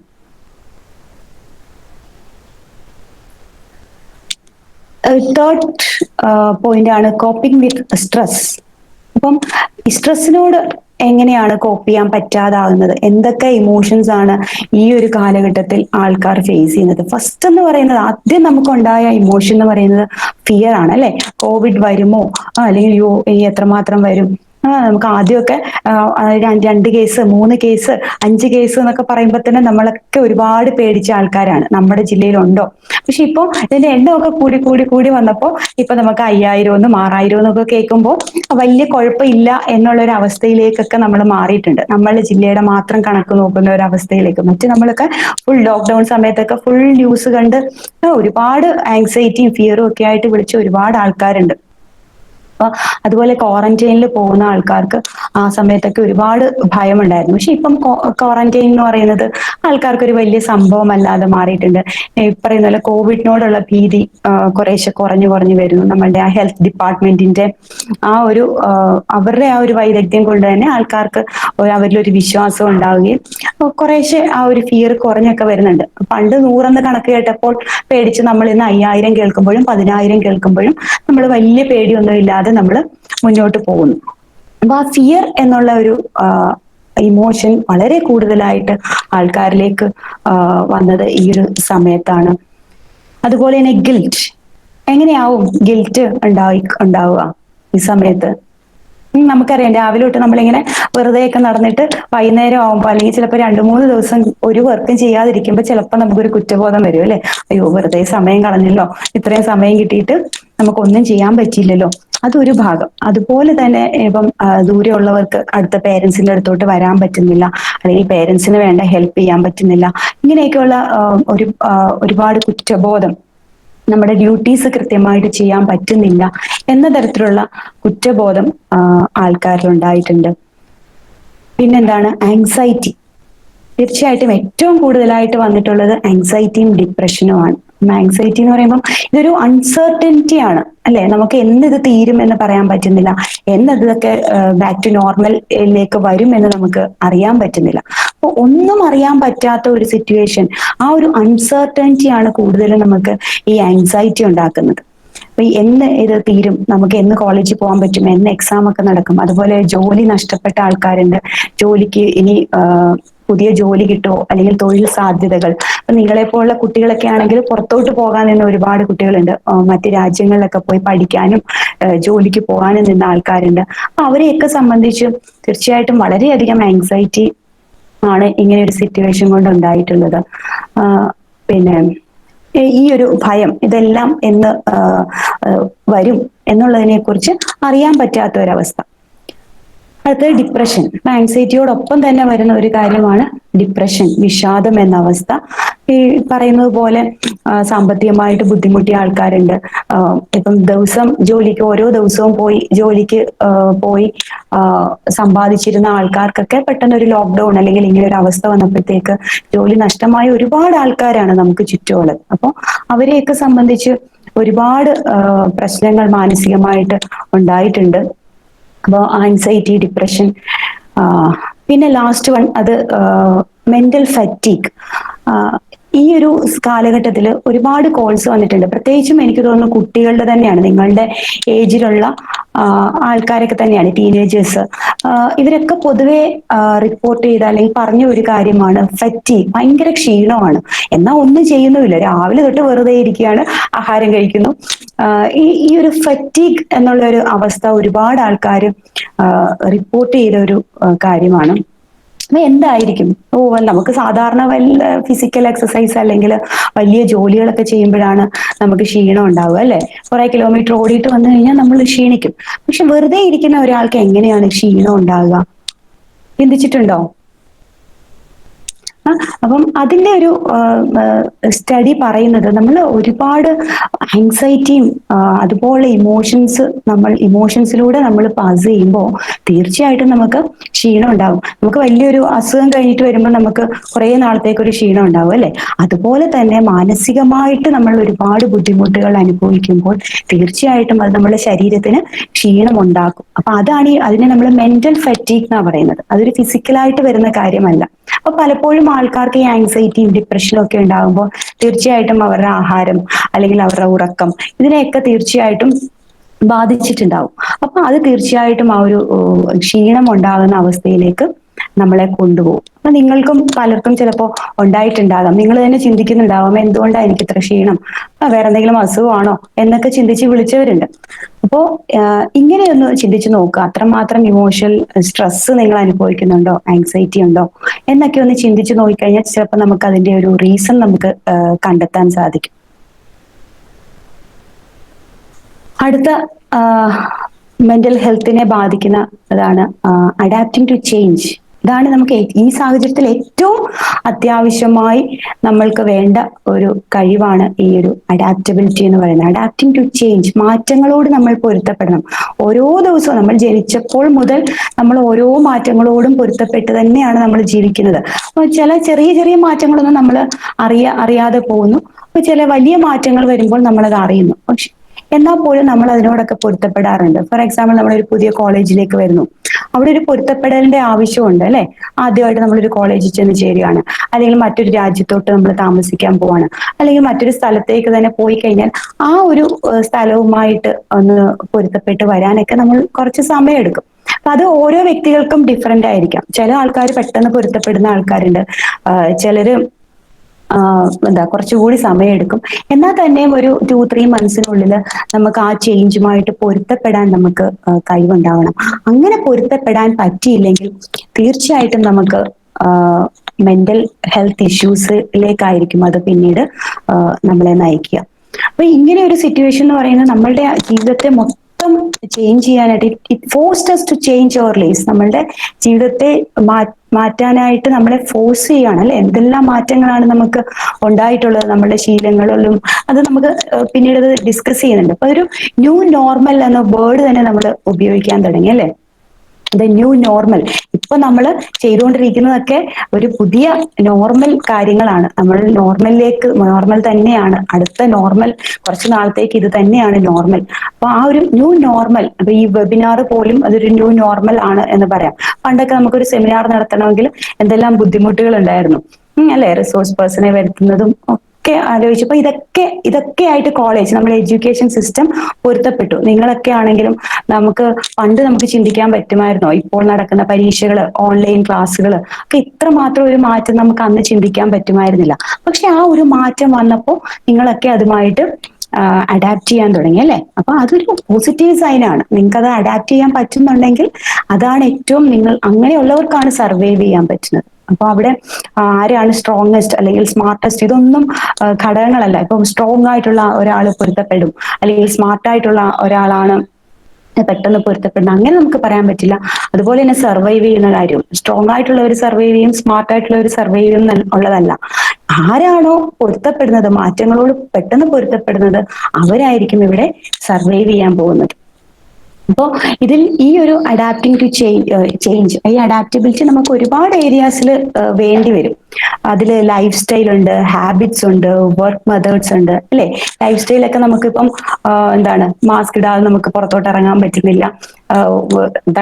ചോറുണ്ണുമ്പോൾ പോലും കൈ കഴുകാത്ത ആൾക്കാരൊക്കെ ഇപ്പം 10-15 തവണ കൈയൊക്കെ കഴുകിക്കൊണ്ടിരിക്കുകയാണ്. അപ്പൊ ഇങ്ങനെ നമ്മുടെ ലൈഫ് സ്റ്റൈലിൽ ഒരുപാട് മാറ്റങ്ങൾ വന്നു തുടങ്ങി. ഓൺലൈൻ ഷോപ്പിംഗ്, കടകളിൽ പോയി മാത്രമേ ഷോപ്പ് ചെയ്യൂ എന്ന് പറഞ്ഞിരുന്നവരൊക്കെ ഓൺലൈൻ ഷോപ്പിംഗ് തുടങ്ങി. അപ്പോ ഒരുപാട് പുറത്തിറങ്ങിക്കൊണ്ടിരുന്ന ആൾക്കാർ അവരുടെ ആ ഒരു പുറത്തിറങ്ങുന്ന ഇതൊക്കെ കുറച്ചു. പ്രത്യേകിച്ച് വയസ്സായ ആൾക്കാർക്കൊക്കെ ഈ പറയുന്നത് പോലെ നമുക്കൊക്കെ സോഷ്യൽ മീഡിയയും ഫേസ്ബുക്കും ഒക്കെ ഉണ്ട്. പക്ഷെ അവരുടെ കാര്യമൊക്കെ ഒന്ന് ചിന്തിച്ചു നോക്കിക്കുക, അവർക്ക് അതുപോലും ഉണ്ടായിരുന്നില്ല. അപ്പൊ അവരുടെ ലൈഫ് സ്റ്റൈലിലൊക്കെ വളരെ വലിയ മാറ്റങ്ങളാണ് അവരുടെ ലൈഫ് സ്റ്റൈലിലും അവരുടെ ഇമോഷൻസിലും ഒക്കെ ഉണ്ടായിട്ടുള്ളത്. അപ്പോ ലൈഫ് സ്റ്റൈലിൽ ചേഞ്ചസ് വന്നപ്പോൾ നമുക്ക് അതുമായിട്ട് പൊരുത്തപ്പെടാൻ പറ്റണം. അതുപോലെ ഹാബിറ്റ്സ്, ഞാൻ പറഞ്ഞില്ലേ, കൈ കഴുകുക, മാസ്ക് ധരിക്കുക, ഇതൊക്കെ നമ്മളുടെ ഹാബിറ്റിൽ പുറത്തു പോയിട്ട് വന്നാൽ ഉടനെ കുളിക്കുക, അപ്പൊ തന്നെ ഡ്രസ്സ് വാഷ് ചെയ്തിടുക, ഇങ്ങനെ ഒരുപാട് ചേഞ്ചസ് നമ്മളുടെ ഹാബിറ്റ്സിൽ വന്നിട്ടുണ്ട്. വർക്ക് മെത്തേഡ്സ്, അപ്പം ഇത് നിങ്ങൾ ചിന്തിക്കേണ്ട ഒരു കാര്യമാണ്. ഇപ്പം പണ്ട് ടീച്ചേഴ്സ് ക്ലാസ്സിൽ വന്ന് പഠിപ്പിക്കുകയായിരുന്നു. അപ്പൊ അവരുടെ വർക്ക് മെത്തേഡിൽ എത്രമാത്രം ചേഞ്ച് ആണ് വന്നത്. ഇപ്പം കൊച്ചുകുട്ടികൾക്കാണെങ്കിലും ടീച്ചേഴ്സ് റെക്കോർഡ് ചെയ്ത് ക്ലാസ്സസ് അയക്കുന്നു, നിങ്ങൾക്ക് ഓൺലൈൻ ക്ലാസ്സസ് നടത്തുന്നു, ഓൺലൈൻ അസസ്മെന്റ് നടത്തുന്നു. ഇതൊക്കെ വന്ന മാറ്റങ്ങളാണ്. അപ്പൊ ഇതിനോട് പൊരുത്തപ്പെടാൻ ഒരു ടീച്ചറിനോ ഒരു സ്റ്റുഡന്റിനോ പറ്റുന്നില്ല എന്ന് പറയുമ്പോൾ അവർക്ക് മുന്നോട്ട് സർവൈവ് ചെയ്യാൻ പറ്റില്ല. അപ്പം ആ ഒരു മാറ്റങ്ങൾ നമ്മൾ മനസ്സിലാക്കുക. അതുപോലെ കച്ചവടക്കാരുടെ കാര്യം, ഇപ്പം മീൻ വിറ്റുകൊണ്ടിരുന്ന റോഡ് സൈഡിൽ മീൻ വിറ്റുകൊണ്ടിരുന്ന ആൾക്കാർ ഇപ്പൊ വാട്സപ്പ് ഗ്രൂപ്പുകളായി, അതുവഴി അവര് മീൻ വിൽക്കാൻ തുടങ്ങി. അപ്പൊ ഇതൊക്കെ അവരുടെ ആ ഒരു സർവൈവലിന്റെ ലക്ഷണമാണ്. അവരത് മാറ്റി ചിന്തിക്കാൻ തുടങ്ങി. വന്ന മാറ്റങ്ങൾ അനുസരിച്ച് എങ്ങനെയാണ് നമ്മളുടെ വർക്ക് മാറ്റാൻ പറ്റുക എന്നുള്ളത് അവർ ചിന്തിക്കാൻ തുടങ്ങി. അപ്പോ ഇത് നിങ്ങൾക്കും ഭാവിയിൽ ചെയ്യേണ്ടി വരാം. കാരണം നിങ്ങൾ ഇംഗ്ലീഷോ മാത്സോ ഒക്കെ കോഴ്സ് എടുത്തത് പല ജോലികളും മനസ്സിൽ കണ്ടിട്ടാവും, അല്ലെങ്കിൽ ആ ജോലിയുടെ നേച്ചർ മനസ്സിൽ കണ്ടിട്ടാവും. പക്ഷെ ഇനി കുറച്ച് നാളത്തേക്ക് ചിലപ്പോ ആ ജോലി ആ ഒരു രീതിയിലായിരിക്കില്ല നമുക്ക് ചെയ്യേണ്ടി വരിക. അപ്പൊ അതനുസരിച്ച് നിങ്ങളുടെ കരിയറിലുള്ള ചില വ്യത്യാസങ്ങൾ വരുത്താനും, അല്ലെങ്കിൽ ജോലിയുടെ കാര്യത്തിൽ ചില മാറ്റങ്ങൾ വരുത്താനും ഒക്കെ നമ്മൾ കുറച്ചൊന്ന് എന്താ തയ്യാറായിരിക്കുക. നമ്മൾ പ്രതീക്ഷിച്ച അതേ രീതിയിലുള്ള ജോബൊന്നും ചിലപ്പോൾ കുറച്ച് നാളത്തേക്ക് ഉണ്ടായി എന്ന് വരില്ല. പക്ഷെ അതൊരു വേറെ രൂപത്തിലായിരിക്കാം. ചിലപ്പോൾ ഓൺലൈനായിട്ട് ചെയ്യേണ്ടി വരാം, അല്ലെങ്കിൽ കുറച്ചൊക്കെ മാറ്റങ്ങൾ വരുത്തി ചെയ്യേണ്ടി വരാം. അപ്പൊ ഇതൊക്കെ അനുസരിച്ച് മാറാൻ നമ്മൾ തയ്യാറായിരിക്കും. അപ്പൊ അങ്ങനെയാണെങ്കിൽ നമുക്ക് തീർച്ചയായിട്ടും സർവൈവ് ചെയ്യാൻ പറ്റും. ഏറ്റവും കൂടുതൽ ബാധിച്ച ഒരു പ്രൊഫഷനാണ് ആർട്ടിസ്റ്റുകളുടെ. കാരണം അവർക്ക് ഈ ഉത്സവ പറമ്പിലൊക്കെ നാടകം ഇതൊക്കെയാണ് അവർ ജീവിച്ചുകൊണ്ടിരുന്നത് അങ്ങനെയാണ്. അപ്പം അവർക്കൊക്കെ മാറ്റങ്ങൾ എങ്ങനെ വരുത്താൻ പറ്റുന്നവര് ആലോചിച്ചുകൊണ്ടിരിക്കുന്നേ ഉള്ളൂ. ഇപ്പം ഡാൻസ് പഠിപ്പിച്ചുകൊണ്ടിരുന്ന ടീച്ചേഴ്സ് ഉണ്ട്, പിന്നെ സ്വിമ്മിങ് പഠിപ്പിച്ചുകൊണ്ടിരുന്ന ടീച്ചേഴ്സ് ഉണ്ട്. പക്ഷെ അവിടെയൊക്കെ പരിമിതികളാണ്. ഓൺലൈനിൽ നമുക്ക് സ്വിമ്മിങ് പഠിപ്പിക്കാൻ പറ്റില്ലല്ലോ. ഡാൻസ് ആണെങ്കിൽ തന്നെയും ടീച്ചേഴ്സ് ഒക്കെ സ്റ്റെപ്സ് ഒക്കെ റെക്കോർഡ് ചെയ്ത് അയച്ചു കൊടുത്ത് അങ്ങനെയൊക്കെ അവരുടെ ആ ഒരു വർക്ക് മെത്തേഡ് ചേഞ്ച് ചെയ്തിട്ടുണ്ട്. അപ്പൊ ആ ഒരു മാറ്റത്തിനോട് നമ്മൾ എങ്ങനെ പൊരുത്തപ്പെടാം എന്ന് ചിന്തിച്ച് അതിൽ നമ്മൾ വിജയിക്കുകയാണെങ്കിൽ തീർച്ചയായിട്ടും നമുക്ക് അതിനകത്ത് സർവൈവ് ചെയ്യാൻ പറ്റും. ഈ ഒരു സിറ്റുവേഷനിൽ നമുക്ക് മുന്നോട്ട് പോകാൻ പറ്റും. അപ്പം ഇത്രയും കാര്യങ്ങൾ പറഞ്ഞു. അപ്പം ഈ ഒരു 4 ഏരിയാസ് ആണ് നമുക്ക് പ്രധാനമായിട്ടും നമ്മൾ മനസ്സിലാക്കേണ്ട കാര്യങ്ങൾ. ഇനി ഈ 4 ഏരിയാസിൽ എന്തൊക്കെ ടിപ്സ് ആണ് നമുക്ക് ഉപയോഗിക്കാൻ പറ്റുക എന്നുള്ളതാണ് ഏറ്റവും പ്രധാനം, ഇതിനെ ഒന്ന് സർവൈവ് ചെയ്ത് മുന്നോട്ട് പോവുക എന്നുള്ളത്. അതിൽ ഫസ്റ്റ് വൺ ഞാൻ പറഞ്ഞു, അൺസ്ട്രക്ചേർഡ് ആയി, ലൈഫൊക്കെ അൺസ്ട്രക്ചേർഡ് ആയി എന്ന് പറഞ്ഞു. അപ്പൊ ഒരു സ്ട്രക്ചേർഡ് ലൈഫ് നമ്മൾക്ക് ഉണ്ടാക്കിയെടുക്കാൻ നമ്മൾക്ക് സാധിക്കണം. അതെങ്ങനെയാണ് നമ്മുടെ ലൈഫ് സ്ട്രക്ചേർഡ് ആക്കുക? തീർച്ചയായിട്ടും നമുക്ക് ഗോൾസ് സെറ്റ് ചെയ്യാം. നമുക്ക് ഈ ഗോൾ സെറ്റ് ചെയ്യുന്നതിന് ഇപ്പോഴത്തെ അവസ്ഥ ഒരു തടസ്സമൊന്നുമല്ല. ഭാവിയിലേക്ക് എന്ത് ഗോളാണ് നമ്മൾ സെറ്റ് ചെയ്യാൻ ഉദ്ദേശിക്കുന്നത്, ഇത്ര നാളിനകം നമ്മൾ പിന്നെ എവിടെ എത്തണം, അല്ലെങ്കിൽ ഇത്ര നാളിനകം നമ്മൾ എത്ര പോർഷൻസ് കംപ്ലീറ്റ് ചെയ്യണം എന്നുള്ള ഒരു ഗോൾ, ഷോർട്ട് ടേം ഗോൾസ് ആയിട്ടും ലോങ് ടേം ഗോൾസ് ആയിട്ടും നമുക്ക് സെറ്റ് ചെയ്യാം. പ്ലാനിങ്സ് നടത്താം. കരിയറിൽ വരുത്തേണ്ട മാറ്റങ്ങളെ കുറിച്ച് നമുക്ക് ചിന്തിക്കാം. അതുപോലെ ഇപ്പം ഗോൾ സെറ്റ് ചെയ്യേണ്ട ആവശ്യകത എന്താണെന്ന് വെച്ച് കഴിഞ്ഞാൽ നമുക്കറിയാം, ഇപ്പൊ നമ്മൾ കോളേജിൽ നിന്ന് ഇറങ്ങി കൃത്യമായി വൈകിട്ട് കോളേജിൽ നിന്ന് ഇറങ്ങിയിട്ട് നമ്മൾ കൃത്യമായിട്ട് നമ്മുടെ വീട്ടിലേക്ക് എത്താറുണ്ട് അല്ലെ? എന്തുകൊണ്ടാണത്? നമ്മൾക്ക് കൃത്യമായ നമ്മൾ കറക്റ്റ് ബസ് സ്റ്റോപ്പിൽ വന്ന് നിൽക്കുന്നു, ബസ്സിൽ കയറുന്നു, കറക്റ്റ് സ്റ്റോപ്പിലേക്ക് ടിക്കറ്റ് എടുക്കുന്നു, ആ സ്റ്റോപ്പിൽ ഇറങ്ങുന്നു, നമ്മൾ കൃത്യമായി വീട്ടിലെത്തുന്നു. എന്തുകൊണ്ടാ? നമുക്ക് ആ വീട് എന്നൊരു ലക്ഷ്യം നമ്മളുടെ മനസ്സിൽ ഉള്ളത് കൊണ്ടാണ് നമുക്ക് കൃത്യമായിട്ട് അവിടെ എത്താൻ പറ്റുന്നത്. അതേസമയം അവിടെ നിന്ന് ഇറങ്ങുമ്പോൾ എങ്ങോട്ട് പോകണം എന്നൊരു ലക്ഷ്യം നമുക്ക് ഇല്ല എങ്കിൽ എന്ത് പറ്റും? നമുക്ക് എങ്ങോട്ട് പോകണം എന്നറിയാതെ ഏതെങ്കിലും ബസ്സിൽ കയറും, ഏതെങ്കിലും സ്റ്റോപ്പിൽ ഇറങ്ങും, എങ്ങോട്ടെങ്കിലും ഒക്കെ നമ്മൾ പോകും. അതുപോലെ തന്നെയാണ് നമ്മളുടെ ഈ ഒരു കരിയർ പാത്ത് എന്ന് പറയുന്നത്. നമുക്ക് കൃത്യമായൊരു ഗോൾ തീർച്ചയായിട്ടും ഉണ്ടായിരിക്കണം. എങ്കിൽ മാത്രമേ നമുക്ക് അതനുസരിച്ച് ആ കരിയറിലേക്കുള്ള ടിക്കറ്റ്, അല്ലെങ്കിൽ നമ്മളുടെ അതനുസരിച്ച് നമ്മുടെ കോഴ്സുകൾ പ്ലാൻ ചെയ്യാനും അടുത്ത എന്തിലേക്ക് പോകണം, എന്തെല്ലാം ട്രെയിനിങ്സ് അതിന് വേണം എന്നൊക്കെ തീരുമാനിക്കാനും നമുക്ക് തീർച്ചയായിട്ടും സാധിക്കും. അതുപോലെ ഈ സ്ട്രക്ചേർഡ് ആക്കുമ്പോൾ നമുക്ക് ഓരോ ദിവസത്തെയും ക്ലാസ്സുകൾ നമുക്ക് അന്ന് തന്നെ അറ്റൻഡ് ചെയ്യാം, അതിന്റെ നോട്ട്സ് പ്രിപ്പയർ ചെയ്യാം. ഒരു കൃത്യമായി നമ്മൾക്കൊരു സെൽഫ് റെസ്പോൺസിബിലിറ്റി ഉണ്ടായിരിക്കും. എങ്കിൽ മാത്രമേ ഈ കാലം നമുക്ക് അതിജീവിക്കാൻ പറ്റൂ. കാരണം യൂണിവേഴ്സിറ്റി നാളെ തീർച്ചയായിട്ടും എക്സാം ഒക്കെ നടത്തും. എക്സാം ഒന്നും ഒഴിവാക്കാൻ പോകുന്നില്ല, നമ്മൾ കണ്ടതുമാണ് അല്ലെ? മിക്കവാറും ഫൈനൽ ഇയർസിന്റെ എക്സാം ഒക്കെ, പ്ലസ് ടുവിന്റെയും 10th ഒക്കെ എക്സാം ഇവിടെ നടന്നു. അപ്പൊ നമ്മൾ തീർച്ചയായിട്ടും ഈ ഗോൾസ് ഒന്നും ഇല്ലാതെ പോയി കഴിഞ്ഞാൽ നമ്മളായിരിക്കും അതിന്റെ ഒരു റിസൾട്ട് നമ്മളായിരിക്കും അനുഭവിക്കേണ്ടി വരിക. അപ്പൊ എന്ത് സിറ്റുവേഷൻ ആണെങ്കിലും കാര്യങ്ങളൊക്കെ അവരെങ്ങനെയെങ്കിലും ഒക്കെ മാനേജ് ചെയ്ത് നടത്തും. നമ്മൾ തീർച്ചയായിട്ടും നമ്മളുടെ ലൈഫിനെ അത്ര നിസ്സാരമായിട്ട് കാണാതെ ഗോൾസ് സെറ്റ് ചെയ്യുക. പിന്നെ ചെയ്യാൻ പറ്റുന്ന ഒരു കാര്യം എന്ന് പറയുന്നത്, നമുക്ക് തന്നെ ഒരു ഡേറ്റ് സെറ്റ് ചെയ്ത് നോക്കാം. കുറച്ച് നാൾ കഴിഞ്ഞിട്ട്, അല്ലെങ്കിൽ 1 month കഴിയുമ്പം ഇതിനകത്തൊക്കെ ഒരു മാറ്റം വന്നിട്ട് കോളേജ് തുറക്കും എന്ന് ഒന്ന് സെറ്റ് ചെയ്യുക. അല്ലെങ്കിൽ ഇതിനകത്ത് കുറച്ച് മാറ്റങ്ങൾ വന്നിട്ട് ക്ലാസ്സിന് പോകാൻ പറ്റും എന്നൊരു ഡേറ്റ് സെറ്റ് ചെയ്താൽ, അല്ലെങ്കിൽ ഇന്ന ദിവസം എൻ്റെ എക്സാം നടക്കും എന്ന് നമ്മൾ തന്നെ ഒരു ഡേറ്റ് സെറ്റ് ചെയ്തിട്ട് അതിനു വേണ്ടിയിട്ട് നമ്മൾ പ്രിപ്പയർ ചെയ്യുക. ചിലപ്പോൾ കുറച്ച് കഴിയുമ്പോൾ ആ ഡേറ്റ് മാറ്റേണ്ടി വരാം, അതിന് നമ്മൾ പ്രിപ്പയർഡ് ആയിരിക്കണം. ആ ഡേറ്റ് ചിലപ്പോൾ കുറച്ചും കൂടെ എക്സ്റ്റെൻഡ് ചെയ്ത് പോകും. അപ്പൊ നമ്മൾ തന്നെ മനസ്സിൽ വിചാരിച്ച് ഒരു ഡേറ്റ് സെറ്റ് ചെയ്ത് നമ്മൾ പ്രിപ്പയർ ചെയ്ത് തുടങ്ങിക്കഴിഞ്ഞാൽ നമുക്ക് കുറച്ചുകൂടി പ്രൊഡക്റ്റീവായിട്ട് നമ്മളുടെ പഠനത്തെ മുന്നോട്ട് കൊണ്ടുപോകാൻ പറ്റും. അപ്പൊ ആ ഒരു പ്രൊഡക്ടിവിറ്റി നമ്മുടെ ലൈഫിലേക്ക് കൊണ്ടുവരണം എന്നുണ്ടെങ്കിൽ ഈ ഒരു സ്ട്രക്ചേർഡ് ലൈഫ് നമ്മുടെ ജീവിതത്തിലേക്ക് കൊണ്ടുവരിക. അതുപോലെ ഇപ്പൊ നിങ്ങൾക്ക് ഈ പറയുന്ന പോലെ ഒരുപാട് വെബിനാർസ് അറ്റൻഡ് ചെയ്യാൻ പറ്റുന്നുണ്ട്. അപ്പം ഇതൊക്കെ ഭാവിയിലേക്ക് നിങ്ങൾക്ക് കിട്ടുന്ന മുതൽക്കൂട്ടുകൾ തന്നെയാണ്. മാക്സിമം നിങ്ങൾക്ക് അത് ഇപ്പം വെബിനാർ അറ്റൻഡ് ചെയ്തു എന്ന് പറഞ്ഞിട്ട് ഓൺ ചെയ്തിട്ട് അപ്പുറത്ത് പോയി കിടന്ന് ഉറങ്ങുന്ന ആൾക്കാരുണ്ട്. അങ്ങനെയല്ല, തീർച്ചയായിട്ടും നിങ്ങൾക്ക് ഇൻട്രസ്റ്റ് ഉള്ള ടോപ്പിക്, വെറുതെ സർട്ടിഫിക്കറ്റിന് വേണ്ടിയിട്ട് ഒരുപാട് വെബിനാർസ് അറ്റൻഡ് ചെയ്തുകൊണ്ട് കാര്യമില്ല. നമ്മൾക്ക് പ്രയോജനം എന്ന് തോന്നുന്ന വെബിനാർസ് അറ്റൻഡ് ചെയ്യുക, അത് കേൾക്കുക, അതിൽ നിന്ന് കുറെ അറിവുകൾ നമ്മൾക്ക് കിട്ടുന്നുണ്ട്. ഇങ്ങനെയൊക്കെ നമ്മളുടെ ആക്ടിവിറ്റീസ് നമുക്ക് പ്രൊഡക്റ്റീവ് ആക്കാം. Next one, take care of your body. നമ്മുടെ ശരീരത്തെ നമ്മൾ മറന്നു പോകാൻ പാടില്ല. അപ്പൊ നമുക്ക് ഒരുപാട്, ഞാൻ നേരത്തെ പറഞ്ഞു, മടി ഒരുപാട് കൂടിയിട്ടുണ്ട്. അപ്പൊ നമ്മളുടെ ബെഡ് ടൈം ഒക്കെ ഒരുപാട് ചേഞ്ച്ഡ് ആയി. ഈ പറയുന്ന പോലെ സോഷ്യൽ മീഡിയയിലൊക്കെ ഇരിക്കുന്ന ആൾക്കാർക്ക് ഒരുപാട് എന്താ പറയാ, രാത്രിയിലൊക്കെ ഒരുപാട് സോഷ്യൽ മീഡിയ ഉപയോഗിക്കുന്നു, രാവിലെ എഴുന്നേക്കാൻ പറ്റാതാവുന്നു, ചിലപ്പോൾ ഓൺലൈൻ ക്ലാസ് അറ്റൻഡ് ചെയ്യാൻ പറ്റാതെ പോകുന്നു. അതുപോലെ മീൽസ്, ബ്രേക്ക്ഫാസ്റ്റ് ഒക്കെ സ്കിപ്പ് ചെയ്യുന്ന ആൾക്കാർ ഉച്ചയ്ക്ക് എഴുന്നേൽക്കുമ്പോൾ പിന്നെ ബ്രേക്ക്ഫാസ്റ്റ് കഴിക്കാൻ പറ്റൂലല്ലോ, അപ്പൊ ലഞ്ച് കഴിക്കുന്നു. അപ്പൊ ഇങ്ങനെ നമ്മുടെ ശരീരത്തെ നമ്മൾ ഇങ്ങനെ പല രീതിയിൽ ദ്രോഹിച്ചുകൊണ്ട് കൂടി ഇരിക്കുക. അപ്പൊ അതൊരിക്കലും നമുക്ക് പാടില്ല. അതൊരു മെന്റൽ ഹെൽത്തിലേക്ക് പോകുമ്പോൾ ശരീരം ക്ഷീണിച്ചു കഴിഞ്ഞാൽ നമുക്ക് മാനസികമായിട്ടും നമ്മൾ ഹെൽത്തി ആയിരിക്കില്ല. നമ്മുടെ ഫീലിങ്സ് ഒക്കെ അതുപോലെ നെഗറ്റീവിലേക്ക് മാറും. അപ്പം ഉറങ്ങിയില്ലെങ്കിൽ തീർച്ചയായിട്ടും നമുക്ക് ഒരു കാര്യത്തിലും കോൺസെൻട്രേറ്റ് ചെയ്യാൻ പറ്റില്ല, പഠിക്കാൻ തോന്നില്ല. അപ്പൊ കൃത്യമായ ഒരു റെഗുലർ ബെഡ് ടൈം നമ്മൾ സെറ്റ് ചെയ്യേണ്ടത് അത്യാവശ്യമാണ്. അതുപോലെ മീൽസ്, പ്രത്യേകിച്ച് കോവിഡിന്റെ ഈ കാലഘട്ടത്തിൽ നമ്മൾ ഹെൽത്തി മീൽസ് തന്നെ പ്രിഫർ ചെയ്യുക. ധാരാളം വെള്ളം കുടിക്കുക. ഇതൊക്കെ ബോഡിയിൽ, ഇപ്പൊ വീട്ടിലിരിക്കുമ്പം ചിലര് ചായ കുടി കാപ്പി കുടിയൊക്കെ കൂടുതൽ ശീലമാക്കിയവരുണ്ട്. അതൊക്കെ നമ്മൾ കുറച്ച് ഒഴിവാക്കുക. സാധാരണ എങ്ങനെയായിരുന്നോ അതേ രീതിയിൽ തന്നെ നമ്മൾ മുന്നോട്ട് പോയി നമ്മുടെ ശരീരത്തിന്റെ ആരോഗ്യം തീർച്ചയായിട്ടും ശ്രദ്ധിക്കുക. അതിൽ ഏറ്റവും പ്രധാനമാണ് ഫിസിക്കൽ എക്സസൈസ്.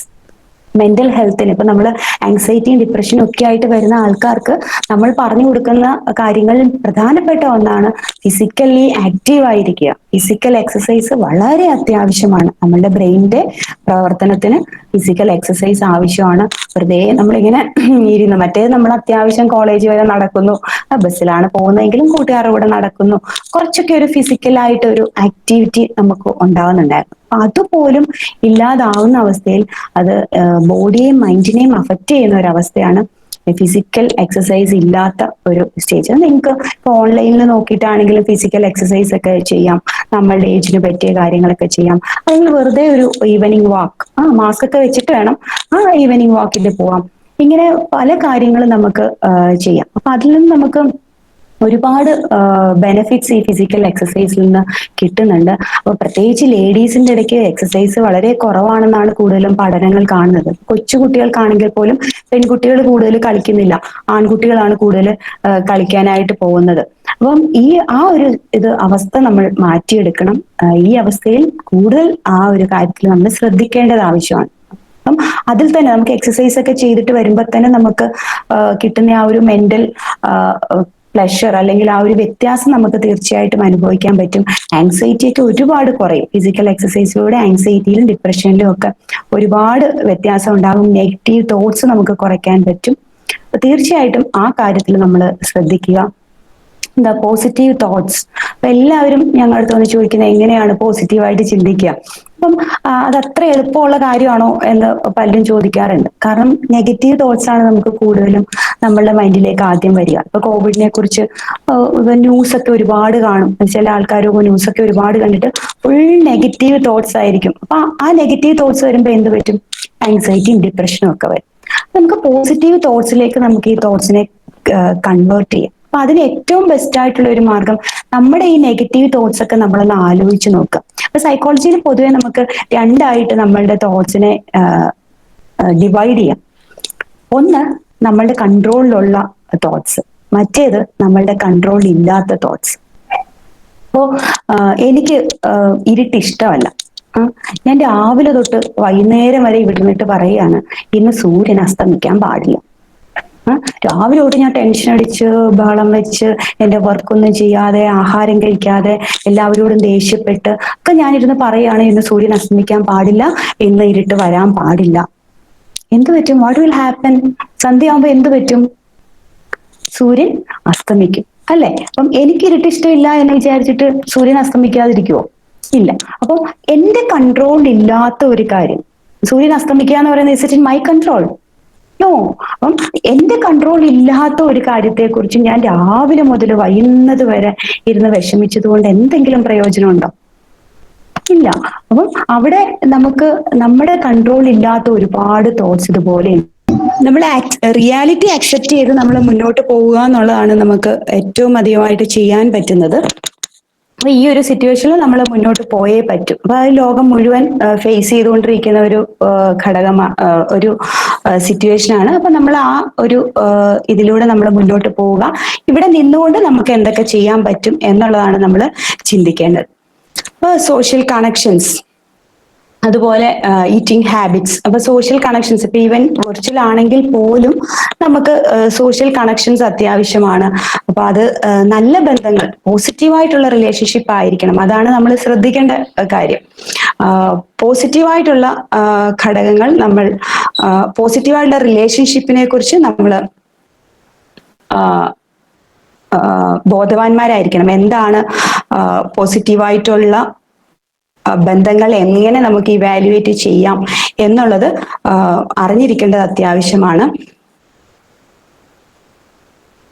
ഇപ്പം പല ഇപ്പം ടീനേജേഴ്സ് ആണെങ്കിലും യങ് അഡൾട്ട്സ് ആണെങ്കിലും സോഷ്യൽ മീഡിയയിലൊക്കെ ഒരുപാട് എന്താ പറയാ പരിചയമില്ലാത്ത ആൾക്കാരുമായിട്ടൊക്കെ സൗഹൃദങ്ങൾ ഉണ്ടാകാം. അതൊരു പോസിറ്റീവ് റിലേഷൻ ആണോ എന്നുള്ളത് നമ്മൾ മനസ്സിലാക്കുക. കാരണം നമ്മളുടെ പ്രൊഡക്ടിവിറ്റിയെ അത് അഫക്റ്റ് ചെയ്യുന്നുണ്ടോ? നമ്മളുടെ ഡെയിലി റുട്ടീനെ ആ റിലേഷൻ നെഗറ്റീവായിട്ട് അഫക്റ്റ് ചെയ്യുന്നുണ്ടോ? നമ്മളുടെ ഹാബിറ്റ്സിനെ, നമ്മളുടെ സ്റ്റഡിയെ ഒക്കെ, നമ്മളുടെ പ്രധാനപ്പെട്ട ഗോളിനെ അത് അഫക്റ്റ് ചെയ്യുന്നുണ്ടോ എന്നുള്ളത് ചിന്തിച്ചു കഴിയുമ്പോൾ നമുക്ക് തീർച്ചയായിട്ടും മനസ്സിലാവും നമ്മൾക്ക് അതൊരു പോസിറ്റീവ് റിലേഷൻ ആണോ നെഗറ്റീവ് റിലേഷൻ ആണോ എന്നുള്ളത് പെട്ടെന്ന് മനസ്സിലാക്കാനുള്ള ഒരു ഘടകം അതാണ്. നമ്മൾ ആ ഒരു ബന്ധത്തിന് വേണ്ടിയിട്ട് നമ്മളുടെ ജീവിതത്തിലെ പ്രധാനപ്പെട്ട കാര്യങ്ങൾ ഒഴിവാക്കുന്നുണ്ടോ എന്നുള്ള രീതിയിൽ നമ്മൾ ചിന്തിച്ചു നോക്കുക. എന്നാൽ സോഷ്യൽ കണക്ഷൻസ് ഒഴിവാക്കുക എന്നുള്ളതല്ല. പിന്നെ സൈബർ ലോയെ, അതുപോലെ അവിടുത്തെ സൈബർ ക്രൈം, ഇതിനെക്കുറിച്ചൊക്കെ കുട്ടികൾ ഈ വെർച്വൽ കമ്മ്യൂണിക്കേഷൻ കൂടുന്നത് കൊണ്ട് ഞാനത് എടുത്ത് പറയുകയാണ്. കേൾക്കാൻ പറ്റുന്നുണ്ടോ? ഹലോ. ഉണ്ട് മാം, കുഴപ്പമില്ല. ഓക്കെ. അപ്പം വെർച്വൽ കമ്മ്യൂണിക്കേഷൻ, സോഷ്യൽ മീഡിയയുടെ ഉപയോഗം കൂടുന്നത് കൊണ്ട് നമുക്ക് പല അബദ്ധങ്ങളോ അല്ലെങ്കിൽ ഇതുപോലുള്ള പ്രശ്നങ്ങളോ ഒരുപാട് ഉണ്ടാകുന്നുണ്ട് കുട്ടികൾക്കിടയിൽ. കാരണം പേരൻസിനൊക്കെ മൊബൈലും ലാപ്ടോപ്പും ഒക്കെ വാങ്ങിച്ചു കൊടുത്തേ പറ്റൂ. ആ ഒരു അവസ്ഥയാണ് നമ്മുടെ എഡ്യൂക്കേഷൻ സിസ്റ്റം മാറിയത് കൊണ്ട്. അപ്പം പണ്ട് ഉപയോഗിക്കേണ്ട എന്ന് പറഞ്ഞവർക്ക് പോലും ഇപ്പോൾ വാങ്ങിച്ചു കൊടുക്കണം. അപ്പം അത് അവിടെയും നമ്മളുടെ സെൽഫ് റെസ്പോൺസിബിലിറ്റി ആണ്. അത് എങ്ങനെ നമുക്ക് ഉപയോഗിക്കാം, എന്തിനു വേണ്ടിയിട്ട് ഉപയോഗിക്കണം എന്നുള്ളത് കുട്ടികൾക്ക് തീർച്ചയായിട്ടും സ്വയം ഒരു റെസ്പോൺസിബിലിറ്റി ഉണ്ടാവേണ്ടത് ആവശ്യമാണ്. നിങ്ങൾ പുറകെ എപ്പോഴും എല്ലാവർക്കും നടക്കാൻ പറ്റില്ല. നിങ്ങൾ എന്താണ് നോക്കുന്നത്, നിങ്ങൾ ആരോടാണ് സംസാരിക്കുന്നത്, കാരണം നിങ്ങൾ ഏകദേശം മുതിർന്ന യങ് അഡൾട്ട്സ് ആണ്. അപ്പൊ ആ ഒരു പുറകെ നിങ്ങൾ പഠിക്കുന്നുണ്ടോ, നോട്ട്സ് എഴുതുന്നുണ്ടോ, ഇതൊന്നും ചിലപ്പോൾ പേരൻസിന് ശ്രദ്ധിക്കാൻ പറ്റുന്നുണ്ടാവില്ല. അപ്പൊ അവിടെയൊക്കെ നമ്മൾ ഈ ഒരു റെസ്പോൺസിബിലിറ്റി നമുക്ക് ഉണ്ടാകണം. നമ്മുടെ ലൈഫിന്റെ റെസ്പോൺസിബിലിറ്റി നമ്മുടെ കയ്യിലാണെന്ന് മനസ്സിലാക്കുക.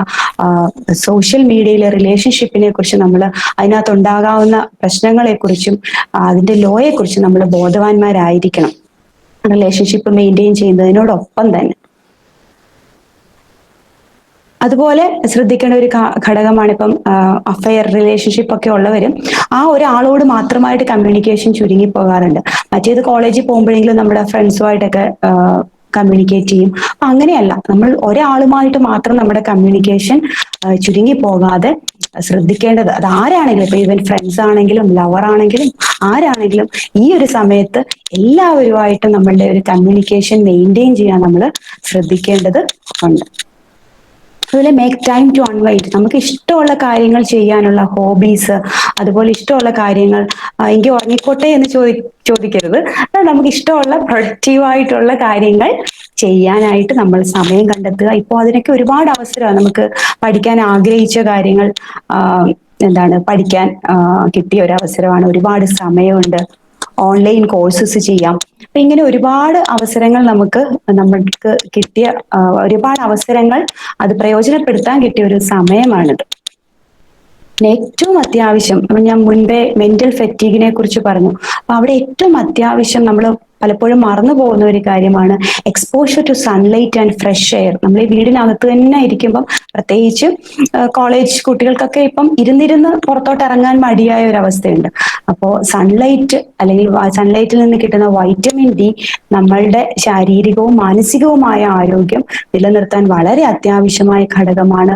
വൈറ്റമിൻ ഡി ഡെഫിഷ്യൻസി തന്നെ ഒരുപാട് ഉണ്ടാവുന്നുണ്ട്. ഇപ്പൊ ഈ ഒരു പാൻഡമിക്കിന്റെ സിറ്റുവേഷനിൽ തന്നെ വൈറ്റമിൻ ഡി ഡെഫിഷ്യൻസി ഒരുപാട് ഉണ്ടാകുന്നുണ്ട്. കാരണം വളരെ കുറച്ച് മാത്രമേ നമ്മൾ പുറത്തോട്ട് ഇറങ്ങുന്നുള്ളൂ. മറ്റേത് പുറത്തോട്ട് ഇറങ്ങുമ്പോൾ നമ്മൾ അറിയാതെ തന്നെ നമുക്കിത് കിട്ടുമായിരുന്നു. അതുപോലെ തന്നെ ഫ്രഷ് എയർ. അപ്പൊ ഇത് രണ്ടും കുറച്ച് സമയമൊക്കെ രാവിലെയും വൈകിട്ടും ഒക്കെ വെയിൽ കൊള്ളാൻ ശ്രദ്ധിക്കുക. അപ്പൊ ആ ഒരു രീതിയിൽ പുറത്തുപോയി അത് ആ വൈറ്റമിൻ ഡി നമുക്ക് കിട്ടേണ്ട രീതിയിൽ നമ്മൾ വെയിലത്ത് നിൽക്കാനായിട്ട് ശ്രദ്ധിക്കുക. രാവിലത്തെയും വൈകിട്ടത്തെയും ഇളം വെയിലാണ് ഏറ്റവും നല്ലത്. അതിനായിട്ട് അത് തീർച്ചയായിട്ടും നമ്മളുടെ മാനസിക ആരോഗ്യത്തെയും ശാരീരിക ആരോഗ്യത്തെയും കൺട്രോൾ ചെയ്യുന്ന ഘടകം തന്നെയാണ്. ലിമിറ്റ് സ്ക്രീൻ ടൈം ലിമിറ്റ് ചെയ്യേണ്ടത് വളരെ അത്യാവശ്യമാണ്. അത് കുട്ടികളാണെങ്കിലും മുതിർന്നവരാണെങ്കിലും. ഇപ്പൊ ഞാൻ പറഞ്ഞില്ലേ, നമ്മളെ കൺട്രോൾ ചെയ്യാൻ ആരുമില്ല. നമുക്കൊരു സെൽഫ് കൺട്രോൾ ഉണ്ടെങ്കിൽ മാത്രമേ നമുക്ക് മുന്നോട്ട് പോകാൻ പറ്റൂ. അപ്പം അച്ഛനോ അമ്മയോ ടീച്ചേഴ്സോ ഒന്നും ഉണ്ടാവില്ല. തീർച്ചയായിട്ടും ഉറങ്ങുന്ന സമയത്തിന് മുൻപായിട്ട് നമ്മൾ ഒരു മണിക്കൂർ മുൻപെങ്കിലും നമ്മൾ ഈ സ്ക്രീനൊക്കെ ഒന്ന് ഒഴിവാക്കേണ്ടത് അത്യാവശ്യമാണ്. കാരണം ഉറങ്ങാൻ സഹായിക്കുന്ന ചില ഘടകങ്ങൾ ബ്രെയിനിൽ ഉണ്ടാകുന്നതിന് നമ്മുടെ ഈ സ്ക്രീനിൽ നിന്ന് വരുന്ന ലൈറ്റ് ഒരു തടസ്സമാണ്. അതുകൊണ്ടാണ് ഒരു മണിക്കൂർ മുൻപെങ്കിലും ഇത് മാറ്റി വെക്കണം എന്ന് നമ്മൾ പറയുന്നതിന് പിന്നിലെ സയൻസ് അതാണ്. അപ്പൊ അത് കഴിയുമ്പോഴേ പതുക്കെ ബ്രെയിൻ ഉറങ്ങാനായിട്ടുള്ള തയ്യാറെടുപ്പുകളൊക്കെ നടത്തി ആ ഒരു ഉറക്കത്തിലേക്ക് വരികയുള്ളൂ. അപ്പൊ കൃത്യമായ നമ്മളൊരു ടൈം നമ്മൾ കൊടുക്കുക സ്ക്രീൻ ടൈമിനായിട്ട്. ഇത്ര സമയം നമ്മൾ ഉപയോഗിക്കുന്നുള്ളൂ, അല്ലെങ്കിൽ നമ്മൾ പ്രൊഡക്റ്റീവായിട്ട് ഉപയോഗിക്കുക. അപ്പൊ വെബിനാർ ഒരു പ്രൊഡക്റ്റീവായിട്ടുള്ള കാര്യമാണ്.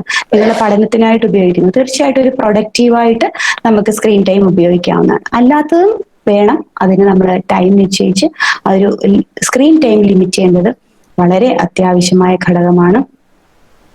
അപ്പൊ ഇത്രയുമാണ് പ്രധാനമായിട്ടും എനിക്ക് നിങ്ങളോട് മെന്റൽ ഹെൽത്തിനെ കുറിച്ച് അല്ലെങ്കിൽ അതിനുവേണ്ടി ചെയ്യേണ്ട ഘടകങ്ങളെ കുറിച്ച് പറയാനുള്ളത്. ഇത് എല്ലാവരും കണ്ടിട്ടുള്ള ഒരു കാര്യമായിരിക്കും. Life is not always perfect. There is always a possibility for a problem. Problem is not the end but is the beginning of a different life. നമ്മളെല്ലാവരും ഒരു ഡിഫറെന്റ് ലൈഫിലേക്ക് പോവുകയാണ്, അല്ലെ?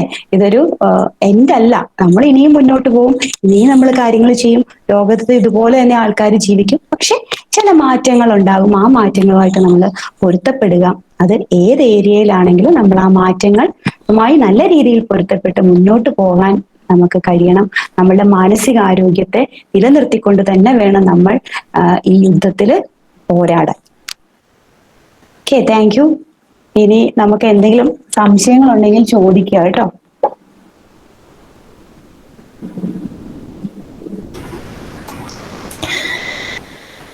രാധാലക്ഷ്മി, ഗംഗ മാം ചാറ്റ് ബോക്സിൽ ഒരു കുട്ടി ഒപ്പീനിയൻ ഇട്ടിട്ടുണ്ട്. Radhalakshmi, would you like to read out your opinion? Yes, miss.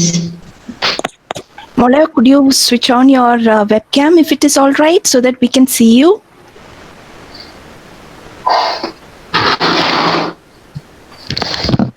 Sorry, miss.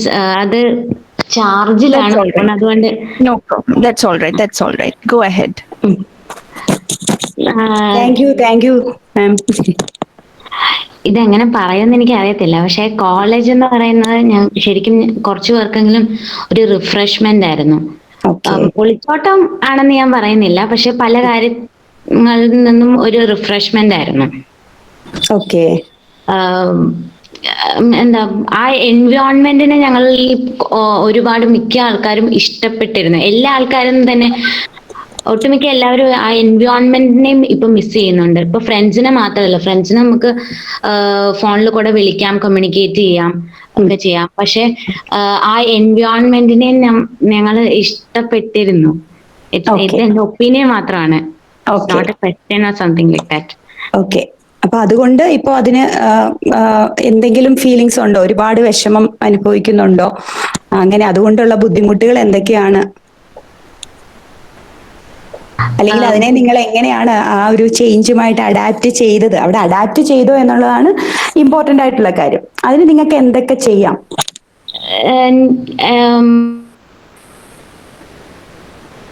ഇപ്പൊ ഇത്രയും ഞാൻ പറഞ്ഞു. എന്തെങ്കിലും അങ്ങനത്തെ പ്രശ്നങ്ങൾ വരാൻ നേരത്തെ കോണ്ടാക്ട് ആ ഫ്രണ്ട്സ്, എന്തെങ്കിലും പ്രശ്നം വരാൻ നേരത്തെ നമ്മൾ കോണ്ടാക്ട് ഫ്രണ്ട്സ് അത് തന്നെയായിരിക്കും ആദ്യം ചെയ്യുന്നത്. അപ്പൊ നമ്മള് സംസാരിക്കാറുണ്ട്, ചാറ്റ് ചെയ്യാറുണ്ട്. പക്ഷെ ഒരു ഫുൾനെസ് കിട്ടാറില്ല. ഓക്കെ, ഫീൽ ചെയ്തിട്ടുണ്ട്. ഞാൻ പറഞ്ഞോട്ടെ? Yes yes. ഈ ഒരു ഫുൾനെസ് എന്ന് പറയുന്നത് നമ്മളുടെ ഒരു കോൺസെപ്റ്റ് ആണ് അല്ലെ. നമുക്ക് എന്താണ് ഫുൾനെസ് എന്നുള്ളത് നമ്മൾ നിശ്ചയിച്ചിട്ടുണ്ട്, ഇതാണ് ഫുൾനെസ് എന്നുള്ളത്. പക്ഷെ നമുക്ക് ഈ ഒരു സിറ്റുവേഷനിൽ നമ്മളുടെ പല എക്സ്പെക്ടേഷൻസും നമുക്ക് അതുപോലെ കൊണ്ടുവരാൻ പറ്റിയെന്ന് വരില്ല. നമ്മൾ വിചാരിക്കുന്ന പോലെ കാര്യങ്ങൾ ചെയ്യാൻ പറ്റിയെന്ന് വരില്ല. അപ്പൊ അവിടെയാണ് നമ്മൾ ഈ അക്സെപ്റ്റ് ദ റിയാലിറ്റി എന്നുള്ള ഒരു കാര്യം നമ്മൾ ചെയ്യേണ്ടത്. അപ്പോ ഇത് നമ്മളുടെ മാത്രം പ്രശ്നമാണോ? ഈ കേരളത്തിൽ എന്നല്ല, ലോകമെമ്പാടുമുള്ള യങ് അഡൽട്സ് ഫേസ് ചെയ്യുന്ന ഒരു പ്രശ്നം തന്നെയാണ്. കാരണം നിങ്ങളുടെ ജീവിതത്തിലെ ഏറ്റവും പ്രധാനപ്പെട്ട അല്ലെങ്കിൽ നിങ്ങൾ ഏറ്റവും എൻജോയ് ചെയ്യേണ്ട ഒരു കാലഘട്ടമാണ് ഇപ്പൊ നിങ്ങൾക്ക് നഷ്ടമായിക്കൊണ്ടിരിക്കുന്നത്, കുട്ടികളുമായിട്ടും ഒക്കെ. അപ്പൊ കുട്ടികളെ സംബന്ധിച്ച് ഇപ്പൊ കൊച്ചുകുട്ടികളാണെങ്കിലും സ്കൂളിൽ പോകുന്നതും ഒക്കെ ഒരുപാട് അവർക്കൊരു ആ ഒരു കാലഘട്ടം നഷ്ടം തന്നെയാണ്. പക്ഷേ ലൈഫ് എന്ന് പറയുന്നത് അങ്ങനെയാണ്. അതൊരു പെർഫെക്റ്റ് അല്ല, ഒരിക്കലും ലൈഫ് എന്ന് പറയുന്നത് പെർഫെക്റ്റ് അല്ല. അൺഎക്സ്പെക്റ്റഡ് ആയിട്ടുള്ള ഒരുപാട് കാര്യങ്ങൾ നമ്മുടെ ജീവിതത്തിൽ സംഭവിക്കും. നമ്മൾ അതുമായിട്ടൊക്കെ അക്സെപ്റ്റ് ചെയ്യണം, അതുമായിട്ടൊക്കെ പൊരുത്തപ്പെടണം. പിന്നെ അവിടെ നിന്നുകൊണ്ട് നമുക്ക് എന്താണ് ചെയ്യാൻ പറ്റുക എന്ന് ചിന്തിച്ച് നമ്മൾ അതിൽ സക്സസ് ആകുക. അപ്പോൾ നമുക്ക് സർവൈവ് ചെയ്യും. ഇപ്പൊ ഈ വെർച്വൽ കമ്മ്യൂണിക്കേഷൻ, നിങ്ങൾക്ക് ക്ലാസ്സിലെ എല്ലാവരുമായിട്ട് ഒരു വാട്സപ്പ് ഗ്രൂപ്പ് ഉണ്ട്, അല്ലെങ്കിൽ ഒരു ഗ്രൂപ്പ് കോളിംഗ് ചെയ്യാം എന്നുണ്ടെങ്കിൽ കുറെയൊക്കെ നമുക്ക് ആ ഒരു അറ്റ്മോസ്ഫിയർ നമുക്ക് ക്രിയേറ്റ് ചെയ്യാം എന്നുള്ളത്. ആ ഒരു ബോണ്ട് നഷ്ടപ്പെടാതെ നമുക്ക് അതൊക്കെ ചെയ്യാം. ഇപ്പൊ ഗ്രൂപ്പിൽ അന്താക്ഷരി കളിക്കുന്നവരുണ്ട്, പല പല ഗെയിംസ് ഇങ്ങനെ ഇന്ററാക്ട് ചെയ്യത്തക്ക രീതിയിൽ ഗെയിംസ് കളിക്കുന്നവരുണ്ട്. അപ്പം ഇങ്ങനെയൊക്കെയുള്ള രീതിയിൽ നമുക്ക് ആ ഒരു ബോണ്ട് നിലനിർത്തുക എന്നുള്ളത് മാത്രമല്ലേ നമുക്കിപ്പോൾ ചെയ്യാൻ പറ്റൂ. അപ്പൊ മാക്സിമം നമ്മളുടെ ലിമിറ്റേഷൻസിനകത്ത് നിന്നുകൊണ്ട് തന്നെ നമുക്ക് അതിനെ എങ്ങനെ പോസിറ്റീവായിട്ട് കൊണ്ടുവരാം, അതിന്റെ ആ ഒരു ഫീൽ എങ്ങനെ കൊണ്ടുവരാം എന്നുള്ളത് നമ്മൾ ചിന്തിച്ചിട്ട് അതിനുള്ള വഴികൾ നമ്മൾ കണ്ടെത്തുക. Okay, thank you so much. Okay, hello ma'am. Hello, പറയൂ. മാം നേരത്തെ പറഞ്ഞ പോലെ കോളേജിൽ പോകുന്ന ടൈമിൽ നമ്മുടെ ലൈഫ് ഭയങ്കര സ്ട്രക്ചേർഡ് ആയിരുന്നു, അല്ലെങ്കിൽ ഭയങ്കര സിസ്റ്റമാറ്റിക് ആയിട്ടായിരുന്നു പൊയ്ക്കൊണ്ടിരുന്നത്. പക്ഷെ വീട്ടിലാവുമ്പോഴത്തേക്കും വേറെ കുറെ റെസ്പോൺസിബിലിറ്റീസ് അതെല്ലാം ഡീൽ ചെയ്യാൻ പഠിച്ചു എല്ലാം കൂടി ഇപ്പം. പക്ഷെ എന്നാലും at the end of the day ഒന്നും ചെയ്യാത്ത പോലത്തെ ഒരു അവസ്ഥ. ഐ മീൻ എന്താ, ഒരു സാറ്റിസ്ഫാക്ടറി അല്ല, എന്തൊക്കെ ഒരു പ്രശ്നം.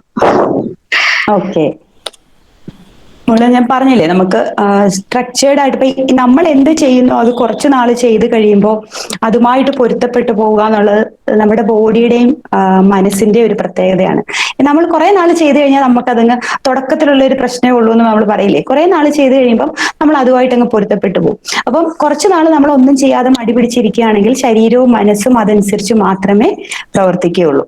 ഇങ്ങനെ അങ്ങ് പോകാം, ഇതാണ് സുഖം എന്ന് വിചാരിക്കും. പക്ഷെ നമ്മൾ അതിനെ തിരിച്ചു കൊണ്ടുവരിക എന്നുള്ളത് തീർച്ചയായിട്ടും നല്ലൊരു എഫർട്ടാണ്. നമ്മളെ തിരിച്ചു കൊണ്ടുവരിക തീർച്ചയായും. ഇനി നിങ്ങൾ കോളേജിൽ പോകണം എന്നൊക്കെ പറയുന്നു, പക്ഷെ പെട്ടെന്ന് ഇപ്പൊ അടുത്ത ആഴ്ച കോളേജ് അങ്ങോട്ട് തുറക്കുകയാണ്, സ്കൂളുകളൊക്കെ തുറക്കുകയാണെന്നുണ്ടെങ്കിൽ അപ്പോഴായിരിക്കും നിങ്ങൾ അടുത്ത ബുദ്ധിമുട്ട് അനുഭവിക്കാൻ പോകുന്നത്.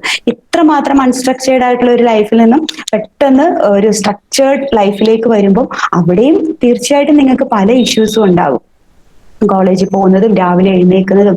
അതുകൊണ്ടാണ് നമ്മൾ പറയുന്നത് ആ ഒരു ബുദ്ധിമുട്ട് ഒഴിവാക്കാൻ. തീർച്ചയായിട്ടും ഈ ഒരു സിറ്റുവേഷൻ മാറും അല്ലെ. അപ്പൊ ആ ഒരു ബുദ്ധിമുട്ട് ഒഴിവാക്കാനാണ് നമ്മൾ പറയുന്നത്. ഇപ്പോഴേ നമ്മൾ ആ ഒരു ഏകദേശമെങ്കിലും, അതുപോലെ പെർഫെക്റ്റ് ആയില്ലെങ്കിൽ പോലും ഒരു ദിവസം നമ്മൾ ഏകദേശം ഒരു സ്ട്രക്ചേർഡ് ലൈഫ് തന്നെ ഫോളോ ചെയ്യണം.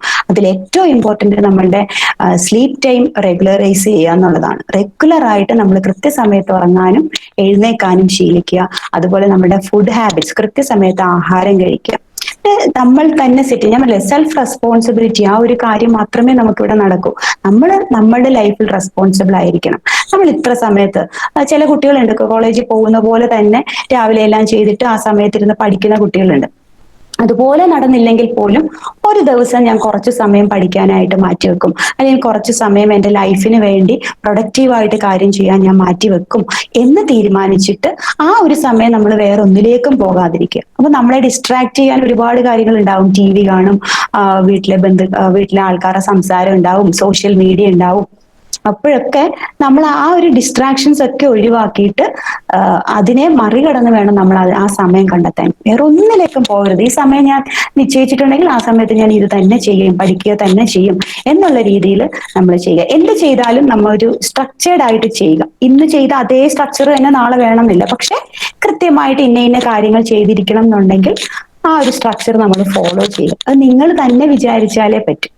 നിങ്ങൾ നാളെ തൊട്ട് അല്ലെങ്കിൽ ഇന്ന് തൊട്ട് തുടങ്ങും എന്ന് തീരുമാനിക്കുക. അപ്പൊ ആദ്യത്തെ കുറച്ച് ദിവസം ബുദ്ധിമുട്ടായിരിക്കും, പക്ഷെ ഒരു 4-5 ദിവസം കഴിയുമ്പോൾ നിങ്ങളുടെ മൈൻഡും ബോഡിയും അതുമായിട്ട് പൊരുത്തപ്പെടും. കാരണം ഇത്രയും നാള് 12 മണിക്ക് ഉറങ്ങിക്കൊണ്ടിരുന്ന ഒരാൾ നാളെ തൊട്ട് 10 മണി എന്ന് പറയുമ്പോൾ കുറച്ച് ബുദ്ധിമുട്ട് വരും. പക്ഷെ നമ്മൾ അതിന് വേണ്ടിയിട്ട് ശ്രമിക്കുക. ഒരു 9:30 ആകുമ്പോഴത്തേക്ക് നമ്മൾ ഉറങ്ങാനുള്ള തയ്യാറെടുപ്പുകളൊക്കെ എടുക്കുക. ചിലപ്പോൾ 10 മണിക്ക് ഉറങ്ങണം എന്നില്ല, കുറച്ച് ലേറ്റ് ആവും, കുഴപ്പമില്ല. അടുത്ത ദിവസവും നമ്മൾ 9:30 തന്നെ അതിന് വേണ്ടിയിട്ട് പ്രിപ്പയർഡ് ആകുക. അങ്ങനെ കുറച്ച് നാൾ പോകുമ്പോഴത്തേക്ക് നമുക്ക് അതുമായിട്ട് നമ്മളുടെ ബോഡിയും മൈൻഡും പൊരുത്തപ്പെട്ടു തുടങ്ങും. Okay.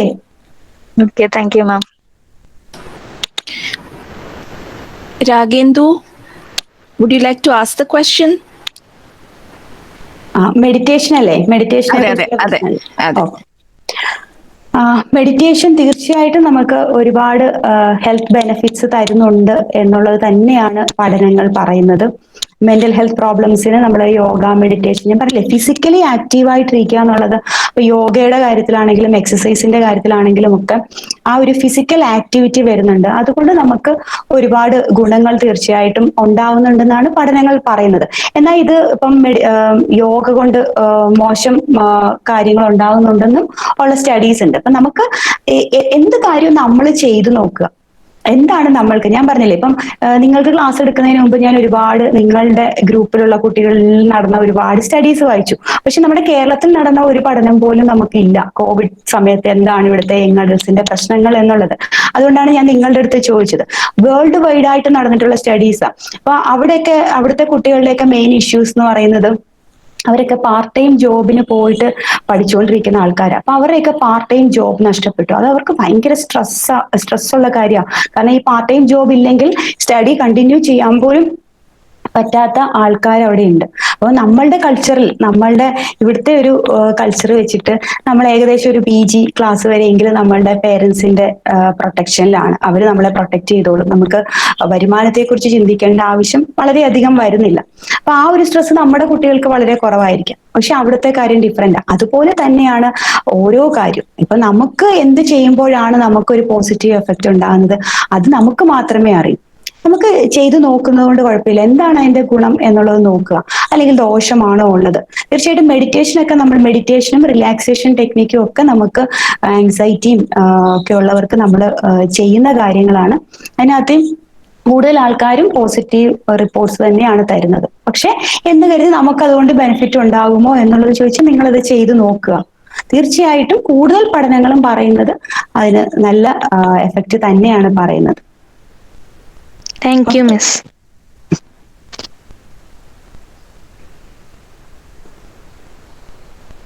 Is there any mental illness that cannot be cured? If yes, what is the solution for it? Okay. Cure ചെയ്യപ്പെടാത്ത മെന്റൽ ഡിസോർഡേഴ്സ് ഉണ്ടോ എന്ന് ചോദിച്ചു കഴിഞ്ഞാൽ എന്താ നമുക്ക് അതിനകത്ത് പറയാൻ പറ്റുക? ഇപ്പം ക്യാൻസർ ക്യൂർ ചെയ്യുമോ ഇല്ലയോ എന്ന് ചോദിച്ചു കഴിഞ്ഞാൽ ഇപ്പോഴും നമ്മുടെ ഡോക്ടേഴ്സിന് അതിനൊരു മറുപടി തരാൻ പറ്റുമോ? ചില ആൾക്കാർക്ക് ക്യൂർ ചെയ്ത് ഭേദമായ ആൾക്കാരുണ്ട്, ക്യൂർ ചെയ്യപ്പെടാത്തവരുണ്ട്. മൈൽഡ് സൈക്കോളജിക്കൽ പ്രശ്നങ്ങളൊക്കെ ഉണ്ട്, ചെറിയ ഡിപ്രഷൻ, ആങ്സൈറ്റി, ഇതൊക്കെ നമുക്ക് തീർച്ചയായിട്ടും മരുന്ന് കഴിക്കാതെ തന്നെ പലപ്പോഴും ഭേദപ്പെടാറുണ്ട്. എന്നാൽ മെഡിസിന്റെ ആവശ്യം, ഇപ്പം സൈക്കോളജിസ്റ്റ് അല്ല മെഡിസിൻ തരുന്നത്. ഇപ്പൊ സിവിയർ മെന്റൽ ഹെൽത്ത് ഇഷ്യൂസ് ഒക്കെ ആണെങ്കിൽ തീർച്ചയായിട്ടും നമുക്ക് സൈക്യാട്രിസ്റ്റിന്റെ സേവനം കൂടി വേണ്ടി വരും. നമുക്ക് മരുന്നുകൾ കഴിക്കേണ്ടി വരാം. അപ്പോൾ അത് നമുക്ക് ഒരു പരിധിവരെ തീർച്ചയായിട്ടും കൺട്രോൾ ചെയ്ത് കൊണ്ടുപോകാൻ പറ്റും. ഇപ്പൊ മൂഡ് ഡിസോർഡർ ആണെങ്കിലും ഡിപ്രഷൻ ആണെങ്കിലും ഒക്കെ സിവിയർ ലെവലിലാണെങ്കിൽ തീർച്ചയായിട്ടും എന്താണ് കോഗ്നിറ്റീവ് ബിഹേവിയർ തെറാപ്പി, അതുപോലെ എന്താണ് മെഡിസിൻ, ഇത് രണ്ടും കൂടെ ഒരുമിച്ച് ചെയ്യുമ്പോൾ തീർച്ചയായിട്ടും നമുക്ക് കൺട്രോൾ ചെയ്ത് കൊണ്ടുപോകാൻ പറ്റും എന്ന് തന്നെയാണ് നമുക്ക് കാണാൻ സാധിക്കുന്നത്. ഓക്കെ, അല്ലാതെ മൊത്തം ക്യൂറായി ഇപ്പം ഇമോഷൻ ഇപ്പം ചിലർക്കൊക്കെ ഡിപ്രഷന്റെ എപ്പിസോഡൊക്കെ വന്നിട്ട് പിന്നെ ഒരുപാട് കാലത്തേക്ക് ഒരു പ്രശ്നങ്ങളും ഉണ്ടാകാറില്ല. അതേസമയം ചെറിയ ആങ്സൈറ്റി ഡിസോർഡേഴ്സ് ഒക്കെ ആണെങ്കിൽ പെട്ടെന്ന് കുട്ടികൾക്കൊക്കെ ആണെങ്കിൽ പ്രത്യേകിച്ചും അത് പെട്ടെന്ന് തീർച്ചയായിട്ടും നല്ല ട്രെയിനിങ്ങും നല്ല ട്രീറ്റ്മെന്റും ആണ് കിട്ടുന്നതെങ്കിൽ തീർച്ചയായിട്ടും അത് മാറാറുമുണ്ട്. ഓക്കെ.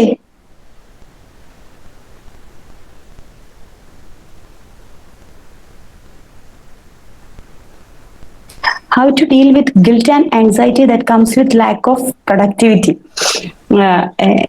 ക്വസ്റ്റ്യനകത്ത് തന്നെ ഉത്തരവുണ്ടല്ലോ. പ്രൊഡക്ടിവിറ്റി ഇല്ലാത്തത് കൊണ്ടാണ്. കേൾക്കാൻ പറ്റുന്നുണ്ടോ? കേൾക്കാം മിസ്, കേൾക്കാം madam. Okay okay.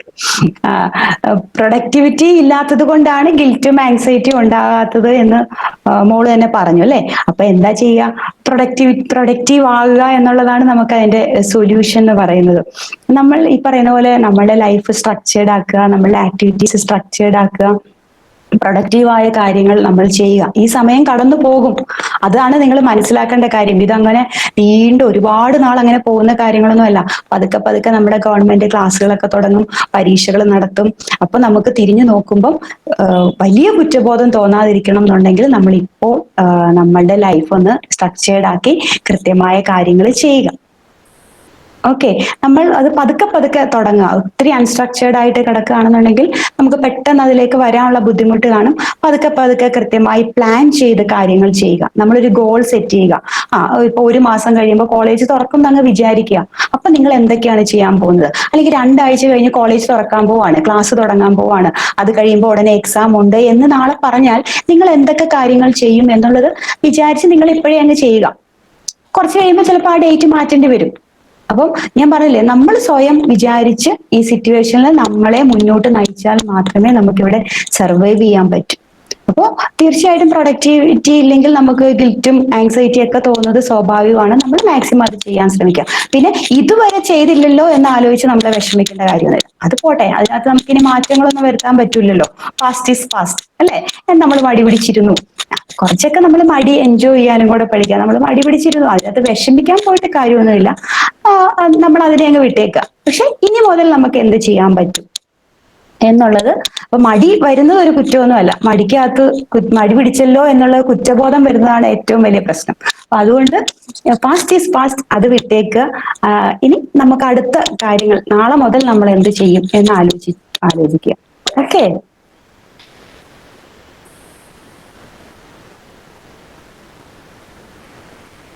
How is it possible to control angers and other emotions during heavy workloads?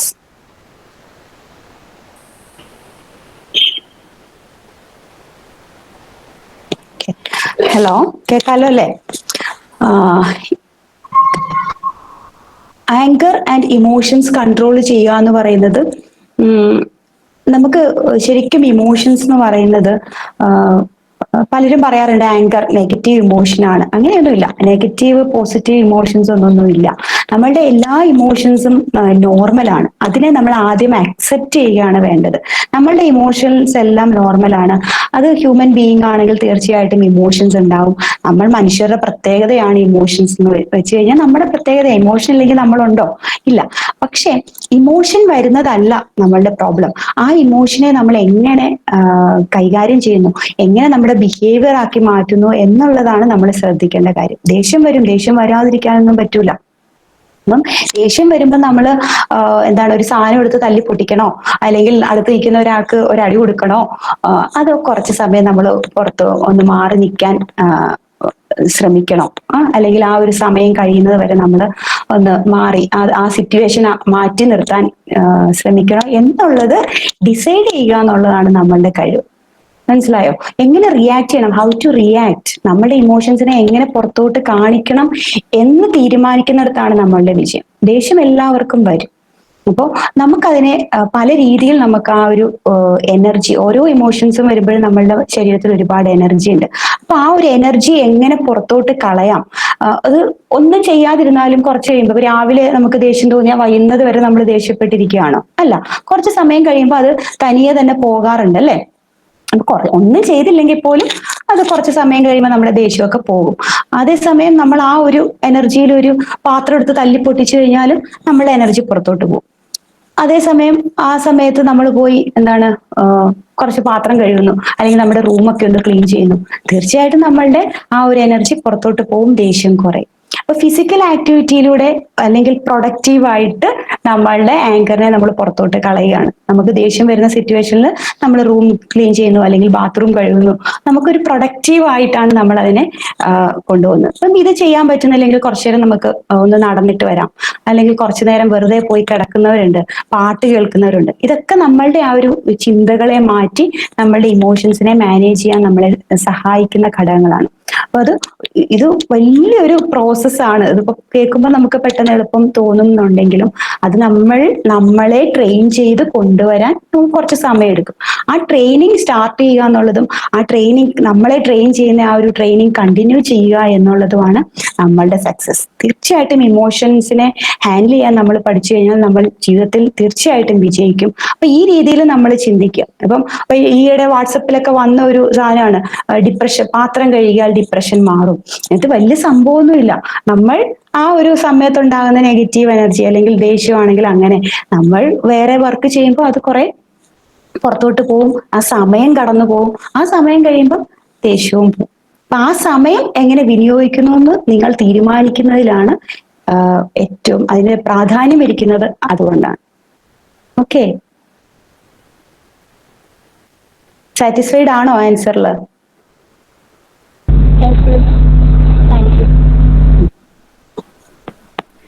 How can we handle family issues not to interfere with personal life? നമുക്ക് personal life, എനിക്ക് ആ question ഒന്നും കൂടെ ഒന്ന് clarify ചെയ്യാമോ? Family ഇഷ്യൂസും personal life എന്ന് വെച്ച് കഴിഞ്ഞാൽ സ്റ്റഡീസിനെയാണോ ഉദ്ദേശിക്കുന്നത്?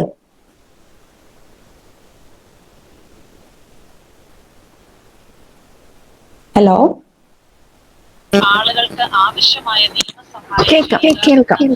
ഫാത്തിമ, ആ ക്വസ്റ്റ്യൻ ഒന്നും കൂടെ ഒന്ന് ക്ലിയർ ആക്കാമോ? സ്റ്റഡീസ് ആണെന്ന് ഫാത്തിമ ചാറ്റ് ബോക്സിൽ ഇട്ടിട്ടുണ്ട്. ഓക്കെ, സ്റ്റഡീസ് ആണല്ലേ. Okay okay. നമുക്ക് ഇതിനകത്ത് നമുക്ക് മുൻപേ പറഞ്ഞു നമ്മളുടെ ഒരു കോൺസെപ്റ്റിന്റെ വ്യത്യാസമുണ്ട്. നമുക്ക് ഇന്ന സാഹചര്യങ്ങളൊക്കെ ഉണ്ടെങ്കിൽ മാത്രമേ നമ്മൾ പഠിക്കൂ എന്ന് തീരുമാനിക്കുമ്പോഴാണ് പ്രശ്നം. എന്നാൽ എന്ത് സാഹചര്യമാണെങ്കിലും ഞാൻ എന്റെ കാര്യം ചെയ്യും എന്ന് നമ്മൾ തീരുമാനിക്കുക. ഫാമിലി ഇഷ്യൂസ് ഉള്ള ഒരുപാട്, ഒരാളുടെ മാത്രം പ്രശ്നമല്ല, ഫാമിലി ഇഷ്യൂസ് അനുഭവിക്കുന്ന ഒരുപാട് കുട്ടികൾ നമ്മളുടെ സൊസൈറ്റിയിലുണ്ട്. അതിനെ ആലോചിച്ചുകൊണ്ടിരുന്ന് ഞാൻ എന്റെ പഠിത്തം കളയണോ അല്ലെങ്കിൽ അതാണോ അതിനുള്ള സൊല്യൂഷൻ എന്നുള്ളത് നമ്മളൊന്ന് ആലോചിച്ച് നോക്കാം. മുൻപേ ഞാൻ പറഞ്ഞില്ലേ, നമ്മളുടെ കൺട്രോളിലുള്ള കുറച്ച് കാര്യങ്ങളുണ്ട്, കൺട്രോളിൽ ഇല്ലാത്ത കുറച്ച് കാര്യങ്ങളുണ്ട്. ഇപ്പൊ ഫാമിലി ഇഷ്യൂസ് നിങ്ങളുടെ ഏജിലുള്ള ഒരാളുടെ കൺട്രോളിലുള്ള കാര്യങ്ങളാണെന്നുണ്ടെങ്കിൽ നിങ്ങൾക്ക് അതിനകത്ത് എന്ത് ചെയ്യാൻ പറ്റുന്ന ആലോചിച്ച് നിങ്ങൾക്ക് അതിന്റെ ഒരു സൊല്യൂഷൻ കണ്ടെത്താം. അതല്ല, നിങ്ങളുടെ കൺട്രോളിൽ ഇല്ലാത്ത കാര്യങ്ങളാണെന്നുണ്ടെങ്കിൽ പിന്നെ നമുക്ക് എന്താ ചെയ്യാൻ പറ്റുക? അപ്പൊ അതിന് നമ്മളുടെ കാര്യങ്ങളിൽ തടസ്സങ്ങൾ വരുത്തണോ, നമ്മളുടെ കാര്യങ്ങൾ ചെയ്യാതിരിക്കണോ? അപ്പൊ അങ്ങനെ ചെയ്താൽ എന്ത് പറ്റും? കുറച്ച് നാൾ കഴിയുമ്പോൾ നമ്മളുടെ സ്റ്റഡീസിനെ അഫക്ട് ചെയ്ത് നമുക്ക് പരീക്ഷയ്ക്ക് മാർക്ക് കുറഞ്ഞ് നമുക്ക് നല്ലൊരു ജോലി കിട്ടാനുള്ള സാധ്യത കുറയും അല്ലെ? അപ്പം ഇങ്ങനെയുള്ള ഘടകങ്ങളൊക്കെ നമ്മളുടെ ചുറ്റിനും ഉണ്ടാകും. ഇപ്പൊ ഒരു പൈലറ്റ് എയ്റോപ്ലെയിൻ പറത്തി പോകുമ്പോൾ എന്താണ്, കാലാവസ്ഥ ഏത് രീതിയിലും മാറാം അല്ലെ? അല്ലാതെ നല്ല കാലാവസ്ഥയാണ്, നല്ല ക്ലൈമറ്റ് ആണ് എന്ന് വിചാരിച്ചാൽ മാത്രമേ ഞാൻ വിമാനം ഓടിക്കൂ എന്ന് പറഞ്ഞു കഴിഞ്ഞാൽ നടക്കുന്ന കാര്യമാണോ? പ്രതിബന്ധങ്ങൾ തീർച്ചയായിട്ടും നമ്മുടെ ജീവിതത്തിൽ, എല്ലാവരുടെ ജീവിതത്തിലും ഈ ഒരു തരത്തിൽ അല്ലെങ്കിൽ മറ്റൊരു തരത്തിൽ പ്രതിസന്ധികൾ ഉണ്ടാവും. അതിനെ അതിജീവിച്ച് മുന്നോട്ട് പോകുന്നതിലാണ് നമ്മളുടെ കഴിവ്. അപ്പൊ അത് നമ്മൾ മനസ്സിലാക്കുക. ഫാമിലി ഇഷ്യൂസ് ഉണ്ടാവും, അത് ഞാൻ പറഞ്ഞില്ലേ, കൺട്രോളുള്ള കാര്യങ്ങളാണെങ്കിൽ നിങ്ങൾക്ക് അതിന് സൊല്യൂഷൻ കണ്ടെത്താൻ പറ്റുകയും ചെയ്യാം. അതല്ലാന്നുണ്ടെങ്കിൽ അത് നമ്മളുടെ പഠനത്തെ, നമ്മളുടെ ഇപ്പോഴത്തെ മെയിൻ കാര്യത്തെ ബാധിക്കാതെ നമ്മൾ കൊണ്ടുപോവുക. കാരണം അത് ബാധിച്ചു കഴിഞ്ഞാൽ എന്താണ് എന്നുള്ളത് നിങ്ങൾ ആലോചിച്ച് നോക്കുക. മോൾ പഠിക്കാതിരിക്കുന്നത് കൊണ്ട് ഫാമിലി ഇഷ്യൂസിനകത്ത് എന്തെങ്കിലും മാറ്റം ഉണ്ടാവുമോ? ഇല്ല. പഠിക്കാതിരുന്നു കഴിഞ്ഞാൽ കൂടുതൽ നമുക്ക് അതുകൊണ്ട് ബുദ്ധിമുട്ടുകൾ ജീവിതത്തിൽ ഉണ്ടാവുകയേ ഉള്ളൂ. അതേസമയം പഠിച്ച് നമ്മളൊരു നല്ല നിലയിലേക്ക് എത്തുമ്പോൾ ചിലപ്പോൾ അതിനോടൊപ്പം തന്നെ ഇത് സോൾവ് ആയി എന്നും വരാം. അപ്പം അത് മറ്റ് പ്രതിസന്ധികൾ നമ്മുടെ ലൈഫിനെ ബാധിക്കാതെ മുന്നോട്ട് കൊണ്ടുപോകാൻ നിങ്ങൾക്ക് കഴിയണം. ആ പൈലറ്റ് എങ്ങനെയാണോ കാറ്റിനെയും ഒക്കെ അതിജീവിച്ച് ആ ഫ്ലൈറ്റ് മുന്നോട്ട് പറത്തുന്നത്, അത് നമ്മൾ മനസ്സിൽ കാണുക. അതല്ലെങ്കിൽ എന്ത് പറ്റും? പൈലറ്റിന് പറ്റുന്നത്, നമുക്ക് ആ പൈലറ്റിന് ഒരു ഗോൾ ഉള്ളത് കൊണ്ടാണ്, ഇന്ന എയർപോർട്ടിൽ ചെന്ന് ലാൻഡ് ചെയ്യണമെന്ന ഗോൾ ഉള്ളത് കൊണ്ടാണ് ക്ലൈമറ്റ് ചേഞ്ച് ഉണ്ടായാലും പുള്ളിക്ക് മുന്നോട്ട് അത് കൊണ്ടുപോകാൻ പറ്റുന്നത്. അതുകൊണ്ടാണ് ഞാൻ മുൻപേ പറഞ്ഞത്, നമുക്കൊരു ലക്ഷ്യം ഉണ്ടായിരിക്കണം ജീവിതത്തിൽ. തീർച്ചയായിട്ടും ലക്ഷ്യം ഉണ്ടെങ്കിൽ എന്ത് പറ്റും? ഇന്ന ഒരു ഗോൾ ഉണ്ടെങ്കിൽ ഈ കാറ്റിനെയും കാലാവസ്ഥാ മാറ്റങ്ങളെയൊക്കെ അതിജീവിച്ച്, നമ്മളുടെ പ്രോബ്ലങ്ങളെയൊക്കെ അതിജീവിച്ച് നമ്മളുടെ ജീവിതമാകുന്ന ഫ്ലൈറ്റ് മുന്നോട്ട് കൊണ്ടുപോകാൻ നമുക്ക് പറ്റും. അതല്ല, ഗോൾ ഇല്ലെങ്കിൽ എന്ത് പറ്റും? നമ്മുടെ ചുറ്റിലും വരുന്ന ഈ പ്രതിസന്ധികൾ തീരുമാനിക്കും നമ്മൾ എങ്ങോട്ട് പോകണം എന്ന്. കാറ്റ് തീരുമാനിക്കും ഫ്ലൈറ്റ് എങ്ങോട്ട് പോകണം എന്നുള്ളത്. അപ്പോൾ ഗോളിന്റെ പ്രാധാന്യം അവിടെയാ വരുന്നത്. അപ്പോൾ ആ കാറ്റിനനുസരിച്ച് നമ്മളുടെ ലൈഫ് പോകണോ, അതോ നമ്മളെ ലക്ഷ്യസ്ഥാനത്തേക്ക് നമ്മൾ നമ്മുടെ ലൈഫ് കൊണ്ടുപോകണോ എന്ന് നമ്മൾ തീരുമാനിക്കും. അപ്പൊ നമുക്ക് ഈ കാര്യങ്ങൾ ബാധിക്കാതെ നമ്മുടെ പഠനത്തിൽ കോൺസെൻട്രേറ്റ് ചെയ്യാൻ പറ്റും. ഓക്കെ. മാഡം, എനിക്കൊരു ക്വസ്റ്റ്യൻ ചോദിച്ചോളൂ. കോവിഡ് ബാധിച്ചിട്ട് പാരന്റ്സിന് കോവിഡ് ബാധിച്ച് വളരെയധികം വിഷമിക്കുന്ന ചില കുട്ടികൾ നമ്മുടെ കൂടെയുണ്ട്. ഓക്കെ. ഉള്ളത് പേരൻസിന് കോവിഡ് ബാധിച്ചിട്ട് ഉള്ള വിഷമം. അതെ, അവർക്ക് പഠിത്തത്തിലൊന്നും കോൺസെൻട്രേറ്റ് ചെയ്യാൻ പറ്റാത്ത അവസ്ഥയിലാണ്. ഓക്കെ. ഈ കോവിഡ് എന്ന് പറയുന്ന ഒരു സിറ്റുവേഷൻ ഇപ്പം ഇന്നല്ലെങ്കിൽ നാളെ നമുക്ക് എല്ലാവർക്കും വരാൻ സാധ്യതയുള്ള ഒരു ഘടകം, ഒരു അസുഖമാണ്, അല്ലെങ്കിൽ ഒരു വൈറൽ ഡിസീസ് ആണ് എന്നാണ് ഭൂരിഭാഗം ആൾക്കാരും പറയുന്നത്. നമ്മൾ കാണുന്ന എക്സാമ്പിൾ ഒക്കെ നമ്മുടെ രാജ്യങ്ങളിലൊക്കെ നമ്മൾ അവിടുത്തെ കണക്കുകൾ നോക്കിയാൽ അറിയാം, ഏകദേശം ഒരു 60% ആൾക്കാർക്കെങ്കിലും വന്നു പോകും എന്ന് തന്നെയാണ് പറയുന്നത്. അപ്പോ നമ്മളുടെ പേരൻസ് അല്ലെങ്കിൽ നമ്മളുടെ വീട്ടിൽ ഉള്ള ഒരാൾക്ക്, ആരുടെ വീട്ടിലുള്ള ഒരാൾക്ക്, അല്ലെങ്കിൽ നമ്മൾക്ക് തന്നെ നാളെ ഇത് വരാം. പക്ഷെ അവിടെ നമ്മൾ പേടിച്ചിരുന്നിട്ടോ വിഷമിച്ചിരുന്നിട്ടോ എന്താണ് പ്രയോജനം? ഇപ്പൊ തൊട്ട് മുമ്പ് പറഞ്ഞ കാര്യം തന്നെയാണ്. നമുക്ക് ശ്രദ്ധിക്കാൻ പറ്റുന്ന കാര്യങ്ങളുണ്ട്. നമുക്ക് മാസ്ക് ധരിക്കാം, വരാതിരിക്കാൻ വേണ്ടിയിട്ട് മാസ്ക് ധരിക്കാം, സാനിറ്റൈസ് ചെയ്യാം, സോഷ്യൽ ഡിസ്റ്റൻസ് കീപ്പ് ചെയ്യാം. പക്ഷെ അതിനപ്പുറത്തേക്ക് നമുക്ക് എന്താ ചെയ്യാൻ പറ്റുക? അതിനപ്പുറത്തേക്ക് നമുക്ക് ഇത് എങ്ങനെ പകരുന്നു എന്നുള്ളതിനെ കുറിച്ച് പോലും പൂർണ്ണമായ പഠനങ്ങൾ നടന്നുകൊണ്ടിരിക്കുന്നതേ ഉള്ളൂ. അപ്പൊ അങ്ങനെ ഒരു സാഹചര്യത്തിൽ ചെയ്യാൻ പറ്റുന്ന കാര്യങ്ങൾ നമ്മൾ ചെയ്യുക. അതിനപ്പുറത്തേക്ക് നമുക്ക് എന്താ പറയാ, ശ്രദ്ധിക്കാൻ പറ്റുന്ന കാര്യങ്ങൾ ചെയ്യുക എന്നുള്ളതേ ഉള്ളൂ. നമ്മുടെ കൺട്രോളിലല്ല, അതിനപ്പുറത്തുള്ള കാര്യങ്ങൾ നമ്മുടെ കൺട്രോളിലല്ല. അപ്പോൾ കൺട്രോൾ ഇല്ലാത്ത ഒരു കാര്യത്തെക്കുറിച്ച് നമ്മൾ വിഷമിച്ചിട്ട് കാര്യമില്ല. ഇപ്പൊ എന്റെ വീട്ടിൽ ഒരാൾക്ക് അല്ലെങ്കിൽ അച്ഛനോ അമ്മയ്ക്കോ കോവിഡ് വന്നു എന്ന് വിചാരിച്ചിട്ട് നമ്മളിപ്പോ എന്താ, അവിടെ നമ്മൾ ശ്രദ്ധിക്കുക, നമ്മളത് ഫേസ് ചെയ്യുക, സിറ്റുവേഷൻ ഫേസ് ചെയ്യുക. അല്ലാതെ നമുക്ക് അവിടുന്ന് ഓടിപ്പോകാൻ പറ്റുമോ? അല്ലെങ്കിൽ ചിലപ്പോൾ നാട്ടുകാരെ ഒറ്റപ്പെടുത്തുന്നുണ്ടാവാം, അല്ലെങ്കിൽ അയലത്തുള്ളവർ ചിലപ്പോൾ മിണ്ടിയെന്ന് വരില്ല. കോവിഡ് മാറിക്കഴിഞ്ഞിട്ടും കുറച്ചു കാലം ചിലപ്പോൾ നിങ്ങളെ ആ ഒരു സ്റ്റിഗ്മയുടെ കാര്യം ഞാൻ പറഞ്ഞു. അത് നമ്മുടെ സൊസൈറ്റി അങ്ങനെയാണ്. അപ്പൊ അത് നമ്മൾ അക്സെപ്റ്റ് ചെയ്യുക, നമ്മൾ അതുമായിട്ട് അഡാപ്റ്റ് ചെയ്ത് പോവുക. കുറച്ച് കഴിയുമ്പോഴൊക്കെ മറക്കും, എല്ലാവരും മറക്കും. കോവിഡ് വന്ന ആളാണെന്നും കോവിഡ് മാറിയ ആളാണെന്നും ഇതിന്റെ പ്രശ്നങ്ങൾ എന്തൊക്കെയാണെന്നുള്ളതും ഒക്കെ അവർ മറക്കാൻ തുടങ്ങും. അപ്പൊ നമ്മളെ അവര് ചേർത്ത് പിടിക്കാൻ തുടങ്ങും. അപ്പം അതുപോലെ പോസിറ്റീവായിട്ട് പെരുമാറുന്ന ആൾക്കാരും ഉണ്ട്. നമ്മൾ അവരെ കാണുക, നമ്മളെ അവോയ്ഡ് ചെയ്യുന്ന ആൾക്കാരെ മാറ്റിയിട്ട് നമ്മൾ അവരെ കാണുക. പേരൻസിന് വരുമ്പോൾ പോലും നിങ്ങൾക്ക് ചിലപ്പോൾ വരണം എന്നില്ല. അപ്പം അങ്ങനെ ഓർത്തുള്ള പേടികൾ വേണ്ട.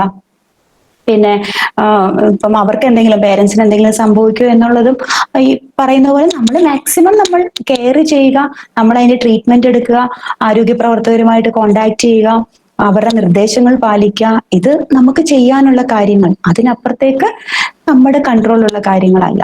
പിന്നെ ഇതൊരിക്കൽ എപ്പോഴെങ്കിലും നമ്മൾ ഫേസ് ചെയ്യേണ്ട ഒരു കാര്യം തന്നെയാണ്. പിന്നെ തിരിച്ച് പോസിറ്റീവായിട്ട് നമുക്ക് ചിന്തിക്കാം, ഇതൊരു വൈറൽ ഡിസീസ് ആണ്, കൂടുതൽ ആൾക്കാർക്കും ഭേദമാകുന്നതാണ്, നമ്മുടെ കേരളത്തിൽ ഡെത്ത് റേറ്റ് കുറവാണ്, ഇതിനേക്കാൾ ഡെത്ത് റേറ്റ് ഉള്ള ഒരുപാട് വലിയ അസുഖങ്ങളുണ്ട്, അതൊന്നും അല്ലല്ലോ, ഇതൊരു വൈറൽ ഇതല്ലേ, നമുക്ക് ഇതുകൊണ്ടുണ്ടാകുന്ന ബുദ്ധിമുട്ടുകളൊക്കെ ചില ആളുകളിൽ മാത്രമേ വലിയ ബുദ്ധിമുട്ടുകളിലേക്ക് പോകുന്നുള്ളൂ.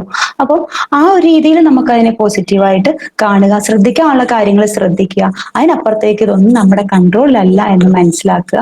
അതൊന്നും നമ്മളുടെ മറ്റ് ലൈഫിനെ ബാധിക്കാതെ സൂക്ഷിക്കുക.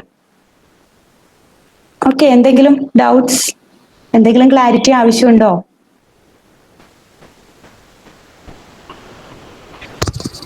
Ma'am, I suppose there is this one last question from Gauri Priya has come up. Okay. Can you please briefly explain about brain gym and how it helps to build our mental health? ഈ brain gym എന്നുള്ള ഒരു idea വരുന്നത്, നമ്മൾ എപ്പോഴും നമ്മളുടെ ബ്രെയിനിനെ അറിയാലോ, 2 lobes ആണ്, left brain ഉണ്ട്, റൈറ്റ് ബ്രെയിൻ ഉണ്ട്. നമ്മൾ കൂടുതൽ ഇപ്പം റൈറ്റ് ഹാൻഡേഴ്സ് ആണെങ്കിൽ, വലത് കൈ ഉപയോഗിക്കുന്നവരാണെങ്കിൽ എപ്പോഴും നമ്മൾ ലെഫ്റ്റ് ബ്രെയിൻ ആണ് കൂടുതലായിട്ട് ഉപയോഗിച്ചുകൊണ്ടിരിക്കുന്നത്. നമ്മുടെ റൈറ്റ് ബ്രെയിൻ ഉപയോഗിക്കുന്നത് വളരെ കുറവായിരിക്കും. അപ്പോൾ ഈ 2 ബ്രെയിനും ഒരു ഭാഗം എപ്പോഴും തിരിച്ച് ലെഫ്റ്റ് ഹാൻഡേഴ്സ് ആണെങ്കിൽ തിരിച്ച്, അപ്പൊ നമ്മളുടെ ബ്രെയിനിന്റെ ഏകദേശം ഒരു ഭാഗം മാത്രമേ നമ്മൾ കൂടുതലായിട്ട് ഉപയോഗിക്കുന്നുള്ളൂ. അപ്പൊ ഇതിനെ എന്നാൽ 2 ലോബ്സിനെയും, ബ്രെയിനിന്റെ എല്ലാ 2 ലോബ്സിനെയും ഒരുപോലെ പ്രവർത്തിപ്പിക്കാൻ വേണ്ടിയിട്ട്, അല്ലെങ്കിൽ ആ പ്രവർത്തനത്തിലൂടെ കൂടുതൽ മികച്ച റിസൾട്ട് ഉണ്ടാക്കാൻ വേണ്ടിയിട്ടാണ് നമ്മളിൽ ബ്രെയിൻ ജിം എന്നുള്ള ഒരു കാര്യം നമ്മൾ കൊണ്ടുവരുന്നത്. അപ്പൊ നമുക്ക് കൂടുതൽ പഠിത്തത്തിൽ ശ്രദ്ധ കേന്ദ്രീകരിക്കാൻ, 2നെ ഒരുപോലെ നമ്മൾ ആക്റ്റീവ് ആക്കുകയാണ്, 2 ബ്രെയിനെ ഒരുപോലെ ആക്റ്റീവ് ആക്കുകയാണ്. അപ്പൊ തീർച്ചയായിട്ടും അതിന് കൂടുതൽ റിസൾട്ട് നമുക്ക് ഉണ്ടാവും. അല്ലെങ്കിൽ കുറെ നാൾ ഒരു സാധനം ഉപയോഗിക്കാതിരുന്നാൽ എന്ത് പറ്റും? തുരുമ്പെടുത്തു പോകും, അല്ലെ, ചീത്തയായി പോകും. അപ്പോൾ അതുകൊണ്ട് നമ്മൾ പറയാറുണ്ട്, ഡെയിലി ലൈഫിൽ പോലും നമ്മൾ ശ്രദ്ധിക്കണം, നമ്മൾ എപ്പോഴും വലത് കൈ കൊണ്ട് ചെയ്യുന്ന കാര്യങ്ങൾ ഇടത് കൈ കൊണ്ടും കൂടെ ചെയ്യുക. ഫോൺ ഉപയോഗിക്കുന്നു, ഡോർ അടയ്ക്കുന്നു, മുടി ചീകുന്നു, ഇടയ്ക്കൊക്കെ നമ്മൾ ലെഫ്റ്റ് ഹാൻഡും കൂടെ ചെയ്ത് നോക്കുക. അപ്പൊ നമ്മുടെ റൈറ്റ് ബ്രെയിൻ ആക്റ്റീവ് ആകും. മനസ്സിലായോ? അപ്പൊ തീർച്ചയായിട്ടും ബ്രെയിൻ ജിം ഒക്കെ തീർച്ചയായിട്ടും നമുക്ക് ഒരുപാട് പ്രയോജനങ്ങൾ, പ്രത്യേകിച്ച് ലേണിംഗ് ഡിസബിലിറ്റി, പഠനത്തിൽ പ്രശ്നങ്ങളുള്ള കുട്ടികൾക്കൊക്കെ നമുക്ക് ഒരുപാട് റിസൾട്ട് തന്നിട്ടുള്ള കാര്യമാണ്. Okay, thank you miss.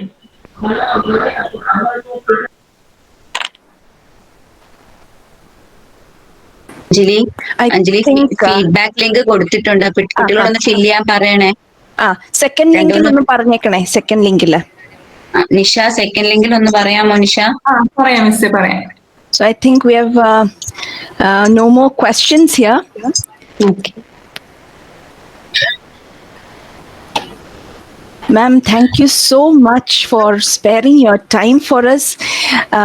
അറിയാം, PhD-യുടെ ആ ഒരു മൂർധന്യ അവസ്ഥയിൽ ഇത് നല്ല വർക്കിന്റെ നടുക്കാണെന്ന് അറിയാം. എങ്കിൽ പോലും ഇത്രയും താല്പര്യത്തോടെ കമ്മിറ്റഡ് ആയിട്ട് ഞങ്ങളുടെ കുഞ്ഞുങ്ങൾക്ക് വേണ്ടി ഇത്രയും സമയം സ്പെൻഡ് ചെയ്തതിന് ഒത്തിരി സ്നേഹത്തോടെ നന്ദി പറയുന്നു. And formally to propose the vote of thanks, I invite Ms. Binita. Thank you, Anjali. Respected Principal, Dr. Rita Lada Dikoto, the source person of the day, Ms. Ganga Kailas, IQAC Coordinator, Dr. Anju M. Niliyara, faculty members, and my dear students. COVID-19 എന്ന മഹാമാരി നമ്മുടെ ജീവിതത്തെ ആകെ മാറ്റിമറിച്ച ഈ ലോക മാനസികാരോഗ്യ ദിനത്തിൽ mental health four young adults during Covid pandemic എന്ന ഈ വെബിനാറിൽ പങ്കെടുക്കുന്ന എല്ലാവർക്കും നന്ദി അർപ്പിക്കുക എന്നുള്ളതാണ് എന്റെ കർത്തവ്യം. മാനസികാരോഗ്യം ശാരീരികാരോഗ്യം പോലെ പ്രാധാന്യം അർഹിക്കുന്ന എന്ന അവബോധം നമ്മിൽ ഉണ്ടാക്കാൻ ആചരിക്കുന്ന ഈ ദിനത്തിൽ ഇങ്ങനെ ഒരു അർത്ഥവത്തായ ഒരു വെബിനാർ നമ്മുടെ കുട്ടികൾക്ക് വേണ്ടി നടത്തുവാൻ എല്ലാവിധ പ്രോത്സാഹനവും മാർഗനിർദ്ദേശവും നൽകി നമ്മുടെ കൂടെ നിൽക്കുന്ന നമ്മുടെ എല്ലാ പ്രവർത്തനങ്ങൾക്കും നെടുന്തൂണായിട്ടുള്ള നമ്മുടെ പ്രിയപ്പെട്ട പ്രിൻസിപ്പൽ ഡോക്ടർ റീറ്റ ലത ഡിക്കോത്തയെ ഞാൻ IQAC-യുടെയും ഗൈഡൻസ് ആൻഡ് കൗൺസിലിംഗ് സെല്ലിന്റെയും പേരിൽ ഹൃദയം നിറഞ്ഞ നന്ദി അർപ്പിക്കുന്നു. നമ്മുടെ COVID-19 നമ്മുടെ ജീവിത രീതിയെ മൊത്തം മാറ്റിമറിച്ച് നമ്മുടെ ജീവിത രീതി മുഴുവൻ താളം തെറ്റിക്കുന്ന രീതിയിലാക്കിക്കൊണ്ട് മുന്നേറിക്കൊണ്ടിരിക്കുന്ന അവസരത്തിൽ പുറത്തിറങ്ങാൻ പോലും നമ്മൾ ഭയത്തോടെ നിൽക്കുന്ന, അതുപോലെ സോഷ്യൽ ഐസൊലേഷൻ എന്നൊരു വലിയ ഇതിലേക്ക് നമ്മൾ പോയിക്കൊണ്ടിരിക്കുന്ന ഈ സന്ദർഭത്തിൽ പുതിയ ജീവിത രീതിയുമായി പൊരുത്തപ്പെട്ട് എങ്ങനെ പ്രൊഡക്റ്റീവായിട്ട് നമ്മുടെ ആക്ടിവിറ്റീസിനെ പ്ലാൻ ചെയ്യാമെന്നും ഗോൾസ് സെറ്റ് ചെയ്ത് നമ്മുടെ ലൈഫ് കൂടുതൽ മീനിങ് ഫുൾ ആക്കി മുന്നോട്ട് കൊണ്ടുപോകാമെന്നും അതുപോലെ നല്ല നല്ല ചിന്തകൾ നമ്മൾ നിറച്ചുകൊണ്ട് നമുക്ക് ജീവിതത്തെ എങ്ങനെ നോക്കിക്കാണാമെന്നും അതോടൊപ്പം നമ്മുടെ ബന്ധങ്ങൾ തിരഞ്ഞെടുക്കുന്നതിൽ നമ്മൾ വളരെയധികം സൂക്ഷിക്കണമെന്നും ഈ പുതിയ നമ്മുടെ സോഷ്യൽ കണക്ഷൻസ് വളരെയധികം ശ്രദ്ധിച്ച് തിരഞ്ഞെടുക്കണമെന്നുമെല്ലാം ഉള്ള നല്ല നല്ല ടിപ്സ് നമുക്ക് പറഞ്ഞു തന്ന് നമ്മുടെ കുട്ടികൾക്ക് നല്ല ഒരു അവബോധം സൃഷ്ടിച്ച് പുതിയ ജീവിത രീതിയുമായി പൊരുത്തപ്പെട്ട് എങ്ങനെ അതിജീവനത്തിന്റെ മാർഗങ്ങൾ നമുക്ക് കണ്ടുപിടിക്കാം എന്നുള്ള ഒരു അവബോധം നമുക്ക് നൽകിയ നമ്മുടെ ഇന്നത്തെ റിസോഴ്സ് പേഴ്സൺ മിസ് ഗംഗ കൈലാസിനും ഗൈഡൻസ് ആൻഡ് കൗൺസിലിംഗ് സെല്ലിന്റെയും IQACയുടെയും പേരിൽ ഞാൻ ഹൃദയം നിറഞ്ഞ നന്ദി അറിയിച്ചുകൊള്ളുന്നു. നമ്മുടെ എല്ലാ പ്രവർത്തനങ്ങൾക്കും നമ്മളോടെയുള്ള നമ്മുടെ IQAC കോർഡിനേറ്റർ അഞ്ജു മിസ്സിനും ഗൈഡൻസ് ആൻഡ് കൗൺസിലിംഗ് സെല്ലിന്റെ പേരിലുള്ള നന്ദി അറിയിച്ചുകൊള്ളുകയാണ്. നമ്മുടെ PTA പ്രസിഡന്റ് അദ്ദേഹം ഇവിടെ മീറ്റിംഗിലുണ്ട്, ഞാൻ ക്ഷമിക്കണം, അദ്ദേഹത്തെ ഇപ്പോഴാണ് ഞാൻ ശ്രദ്ധിച്ചത്. അദ്ദേഹം നമ്മുടെ കോളേജിന്റെ എല്ലാ പ്രവർത്തനങ്ങൾക്കും നമ്മുടെ കൂടെ നിൽക്കുന്ന നമ്മുടെ PTA പ്രസിഡന്റിനും ഗൈഡൻസ് ആൻഡ് കൗൺസിലിംഗ് സെല്ലിന്റെയും IQACയുടെയും പേരിലുള്ള നന്ദി അറിയിച്ചുകൊള്ളുകയാണ്. എല്ലാ പ്രവർത്തനങ്ങളും വിജയിക്കണമെങ്കിൽ അതിൽ നമ്മുടെ കുട്ടികളുടെ പങ്ക് വളരെ വലുതാണ്. നമ്മുടെ എല്ലാ കാര്യങ്ങൾക്കും നമ്മുടെ കൂടെ നിൽക്കുന്ന നമ്മുടെ കുട്ടികൾക്കും എല്ലാവിധ നന്ദിയും അറിയിച്ചുകൊള്ളുകയാണ്. Once again, thank you all. Thank you.